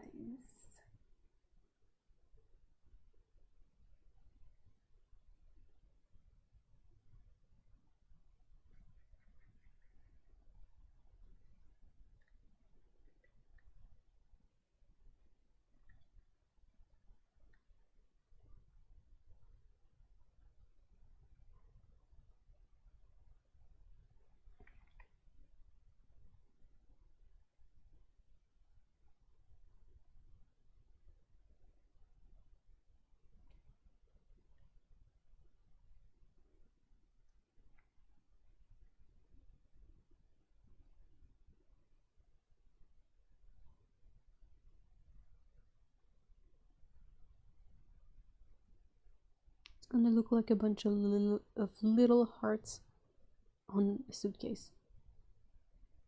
It's tiny apples.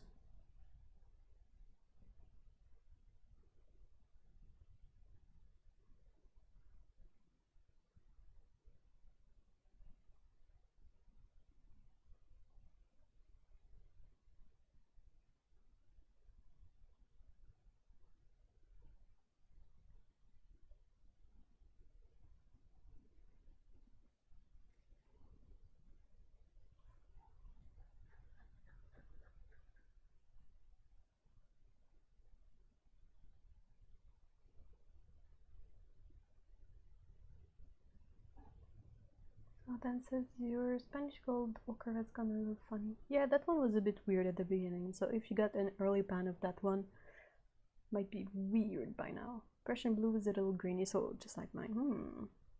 Salmon, ultramarine, sienna, and black. Huh, the black is fine. Mine was all like solid, like it's kind of like all the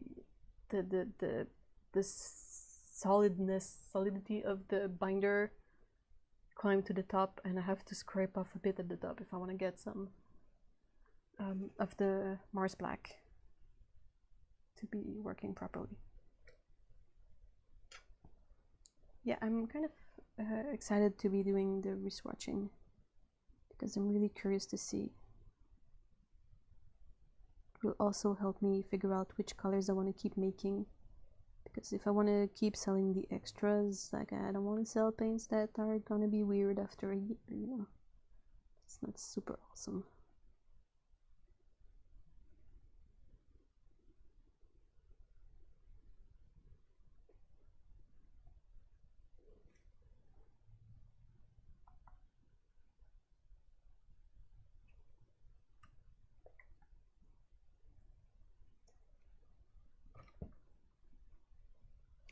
Oh, you did it, Grace! Yay!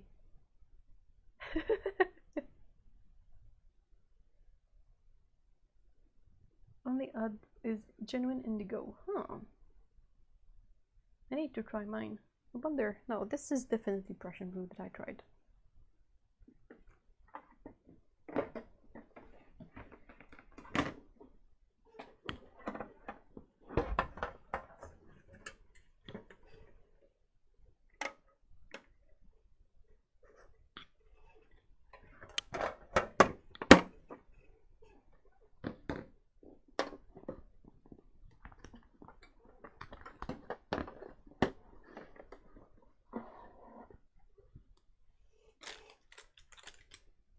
All reread. Okay.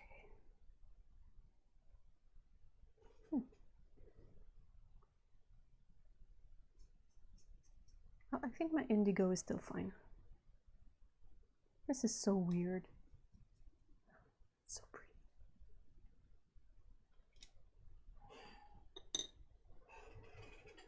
It's a pain in the ass to mix though. Indigo to mole, it takes so much work.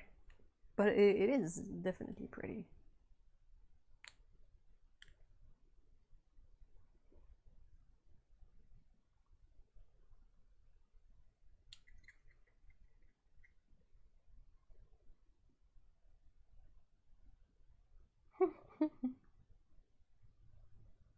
Do Daniel Smith sell watercolor paper as well? Well, not exactly surprising, but do they sell like Arches or, you know, some standard brands of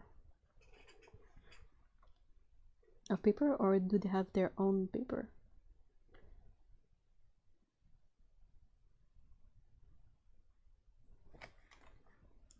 I often have issues not with the brushes shedding, but with the brushes picking up all sorts of lint and then having kind of a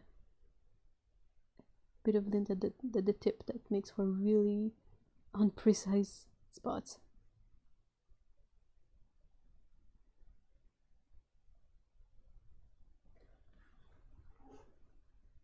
Oh, bye, Mikey.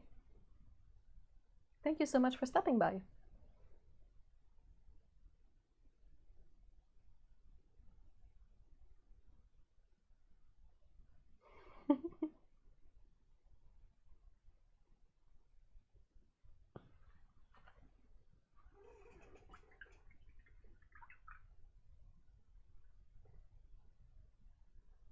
There's a thing to say about handmade paints as well, is depending on the weather where you live, they might not, you know, age the same way.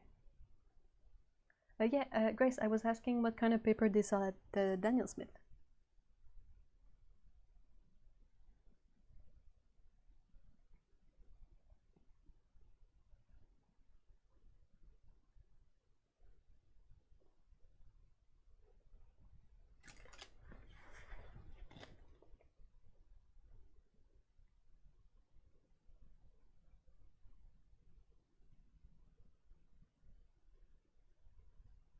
I don't know if these stars will show once they are dry, but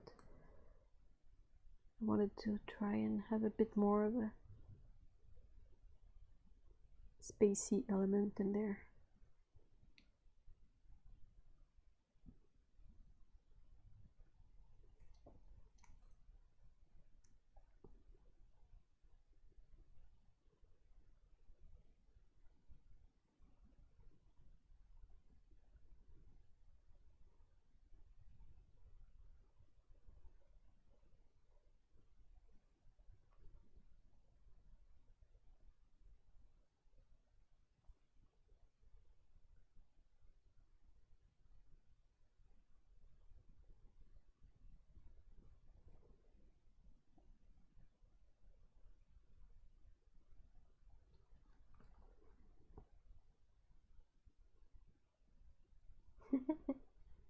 Daniel Smith sells a bunch of different brands. Grace was figuring they'd get the Arches. Daniel Smith Factory Shop is basically just a regular art store that happens to have all their own paints in stock. Wow! That sounds like a place where one can spend a lot of time. I know I would, and I think many of you guys would as well.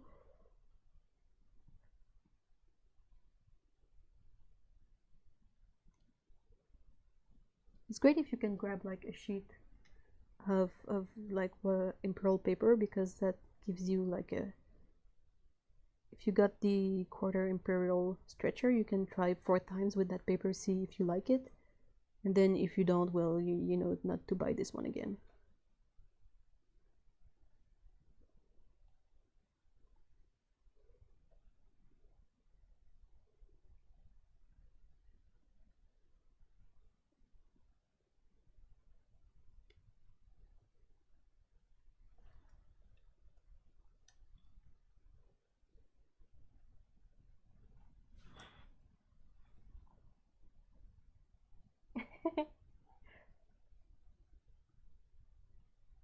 Ruka is such a destroyer that I fear that someday he'll shred all my barcode. You need to give him stuff that he's allowed to shred, I think.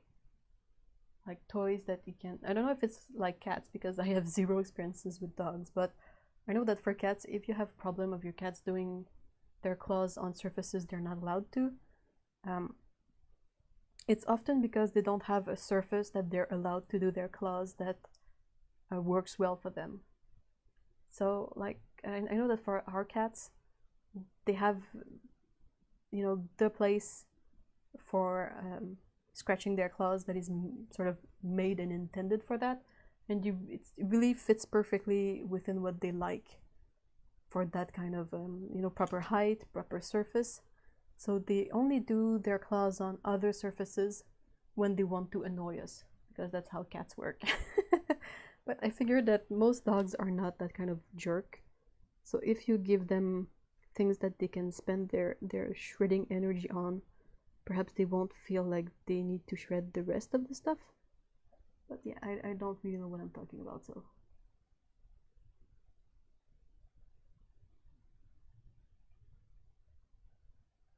But you gotta pretend that he's not allowed, but I don't know if that works. Like I said, I'm only used to cats, and cats have their own devious ways. And you gotta work around that, so.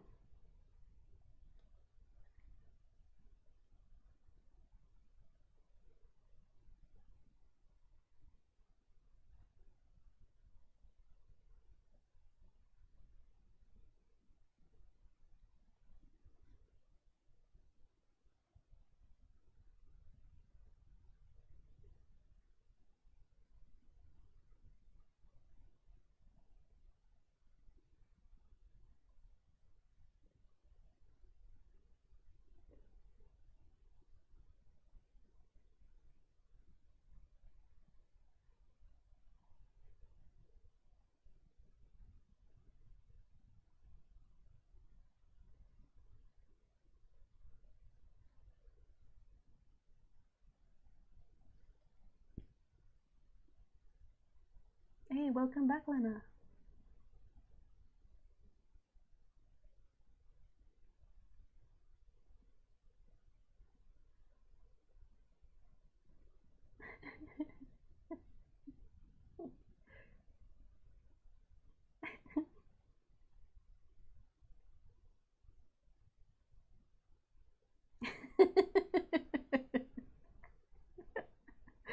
Oh no, Destiny. That sounds like a true story.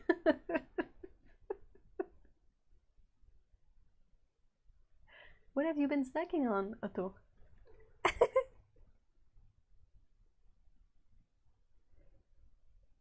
Hey, long time no see, Destiny. How are you? How cold is it for you?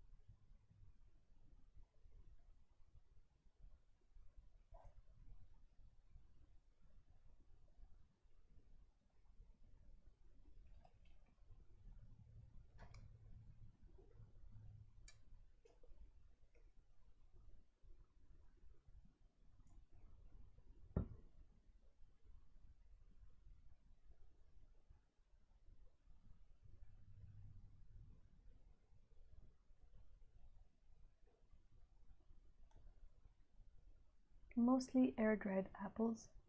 Our own supplies, not jazz. And they come in tiny packets, so you end up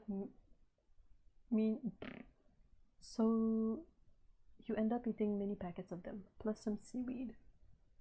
I love the seaweed snack. It's pretty good. It's overpriced here, that's really absurd, but it's delicious.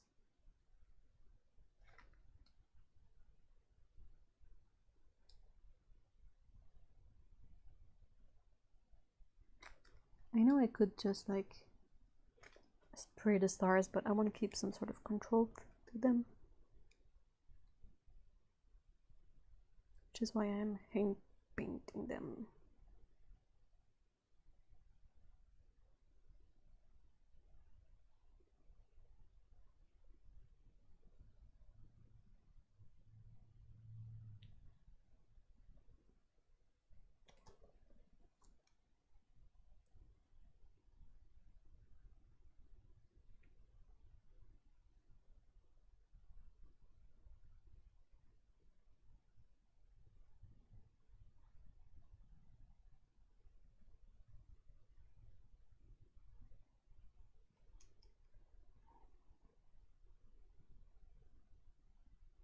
Oh, leftover pumpkin pie, yummy.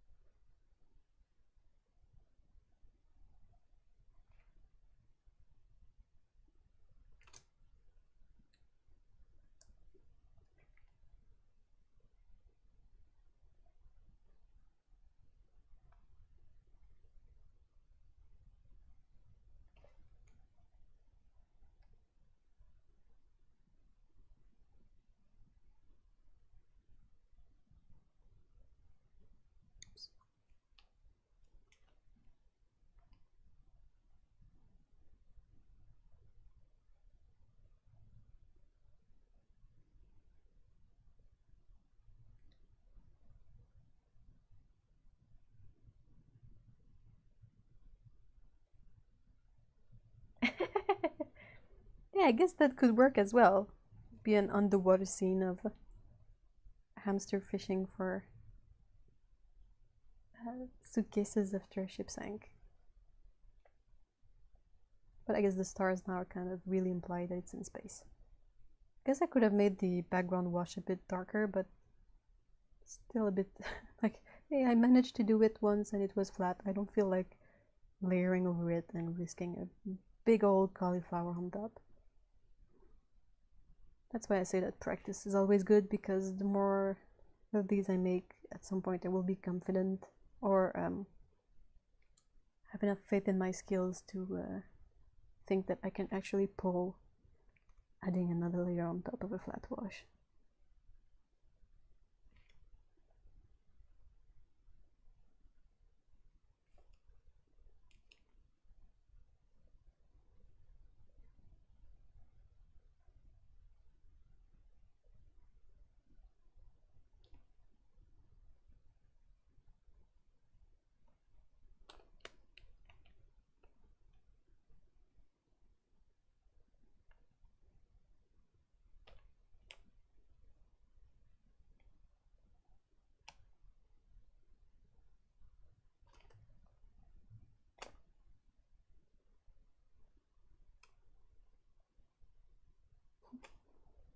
My gouache is getting a bit more diluted on this side, so the stars, they dry a bit more transparent. Oops.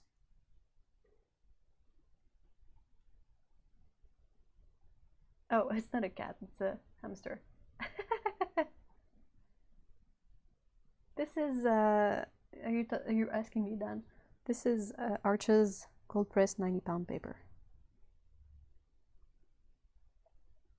And I don't know if you could see, but when I did the wash, like, this stayed perfectly flat. It's kind of really cool.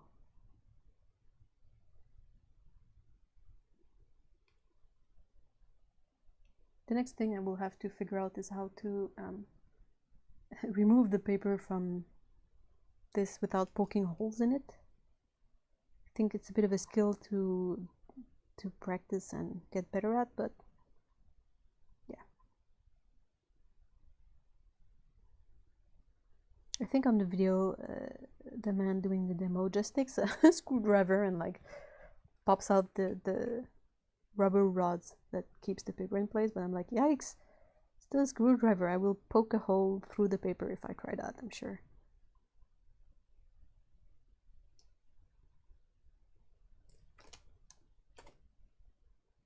And I am almost done, I think. I don't feel like there's anything that is worth adding to this one.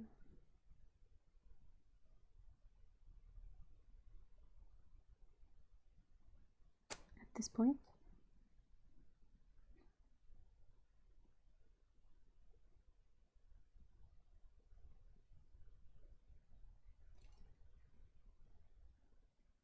Well, the 90-pound on the paper stretcher, it's perfect. Like it stays completely flat, so, and it's Arch's paper, so it's the same quality, but you don't have to deal with any kind of issues. Do you really think she will watch? If so, that's really cute.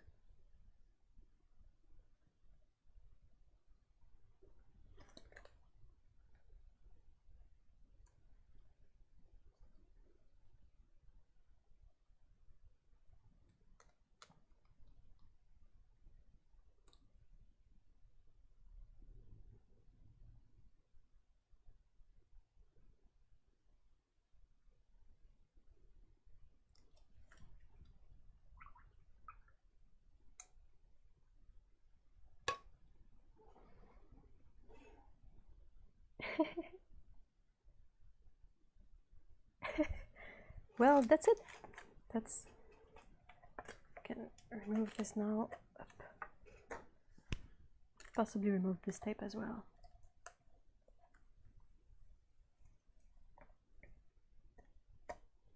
Like a breeze.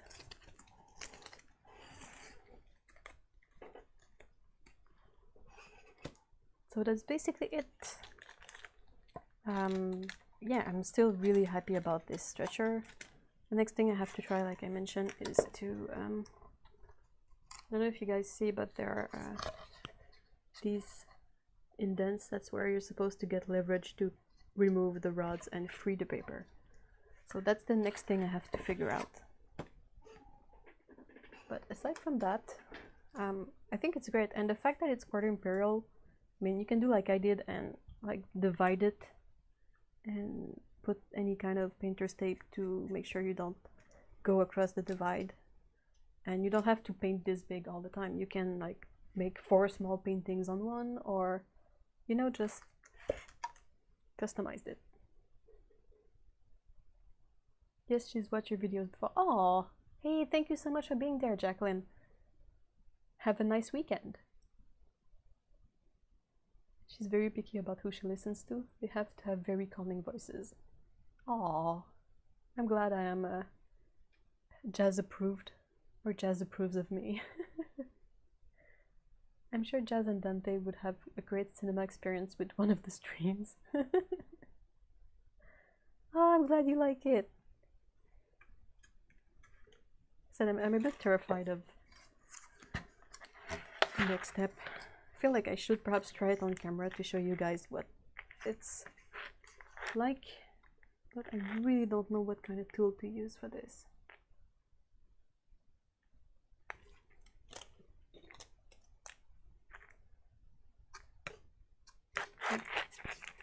there isn't that much room between the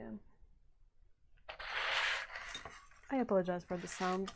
It's not super pleasant. Yeah, so I will try and find a way to free the paper and up.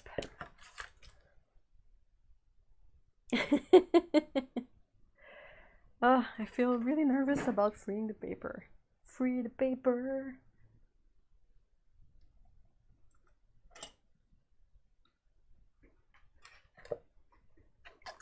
I will try on the side of the other drawing first. Yeah, that's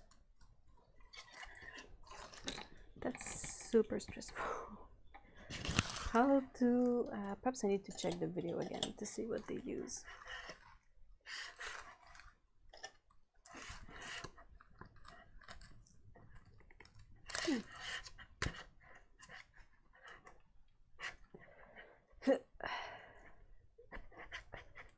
Okay, I think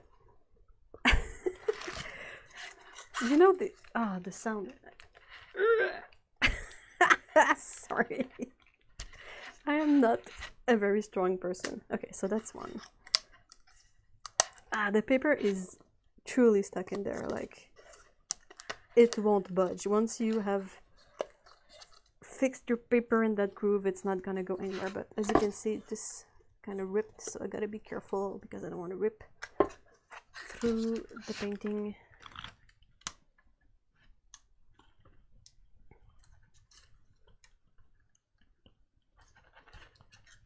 Okay, that's not so bad.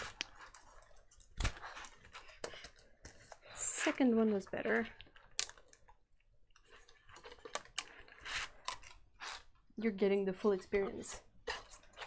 Okay.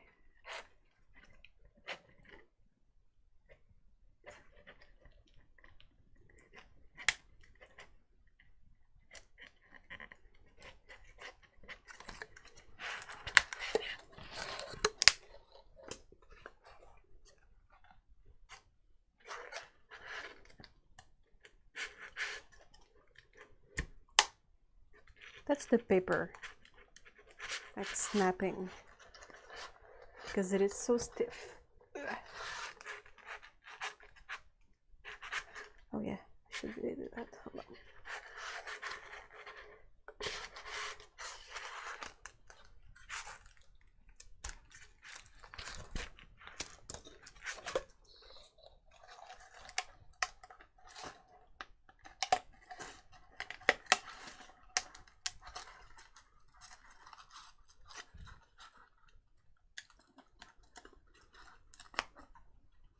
Yeah, the rips is really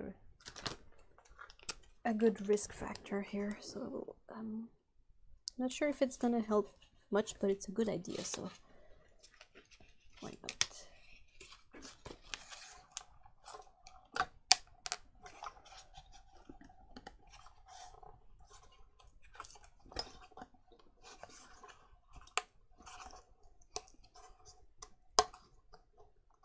These are made of rubber. They're really bendy.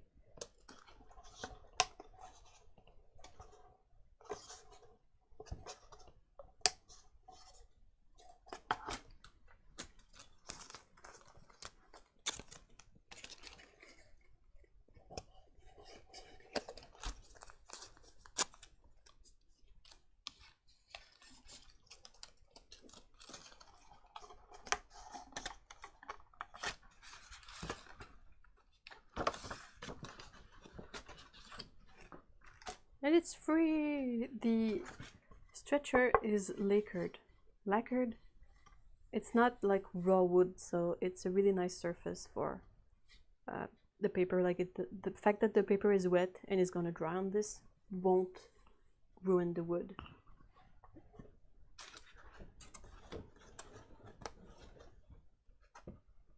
So now the step after that is to carefully cut the paper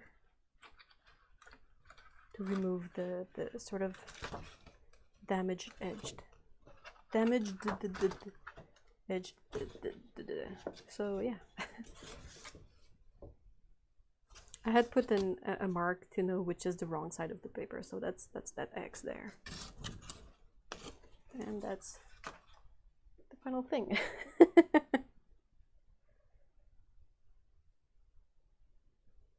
It doesn't necessarily take a lot of strength, but it's difficult to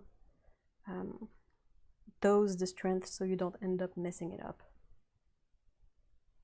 I guess I could, but I would perhaps risk, I would have to be careful not to carve in the paper, but that's something I will try. Like if I go carefully around with an X-Acto blade, I could possibly just peel off this top part. That's a good idea.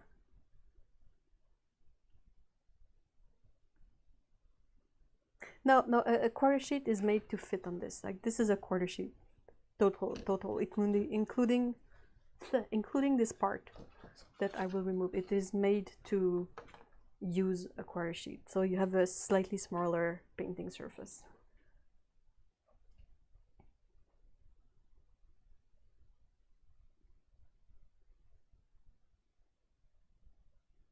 Time to get buff. Yep.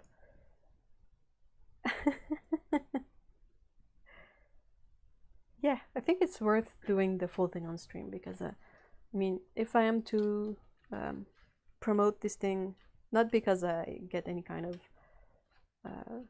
reward about it, like I promote it because I think it's great, but I also have to show the whole thing. Like if the process of removing the paper proves to be too difficult for some people, that's worth, you know, mentioning as well. I will definitely try the carefully, like I love using X-Acto blades. I will carefully try working the X-Acto blade around the paper and not scratch the wood the next time. But I feel like with practice I will possibly develop. Perhaps I could also, you know, you cover up the painting but you missed at least this area a bit to soften the paper. That could be a thing that might work.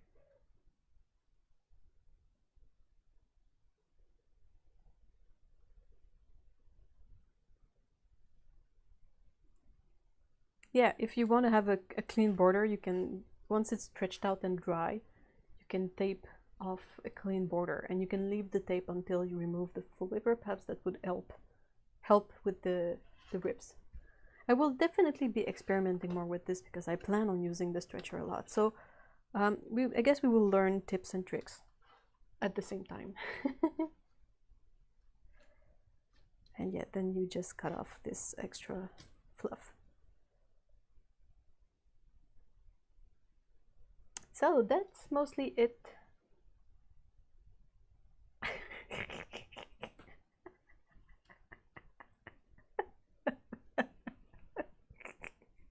That's a really good joke, Otto.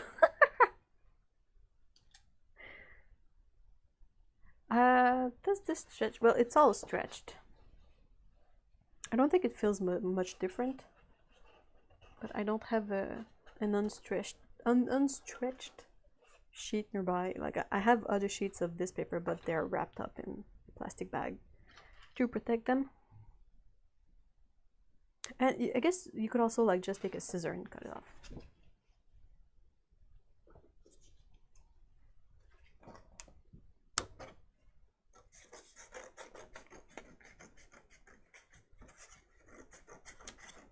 Sorry, I'm like thinking at the same time, so it's not super efficient.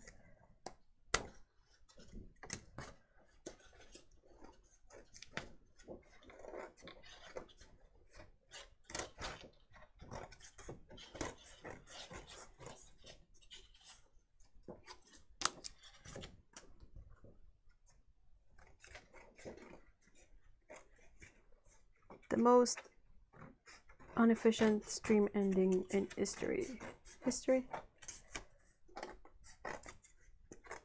Like, since there is kind of a ridge there, you have space to maneuver a scissor in there and cut off this annoying bit that has kept its shape so well.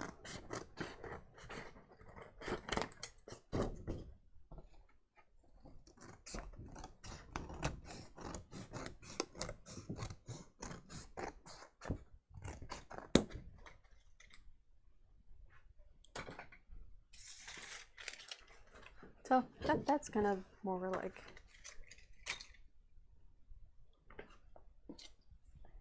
there.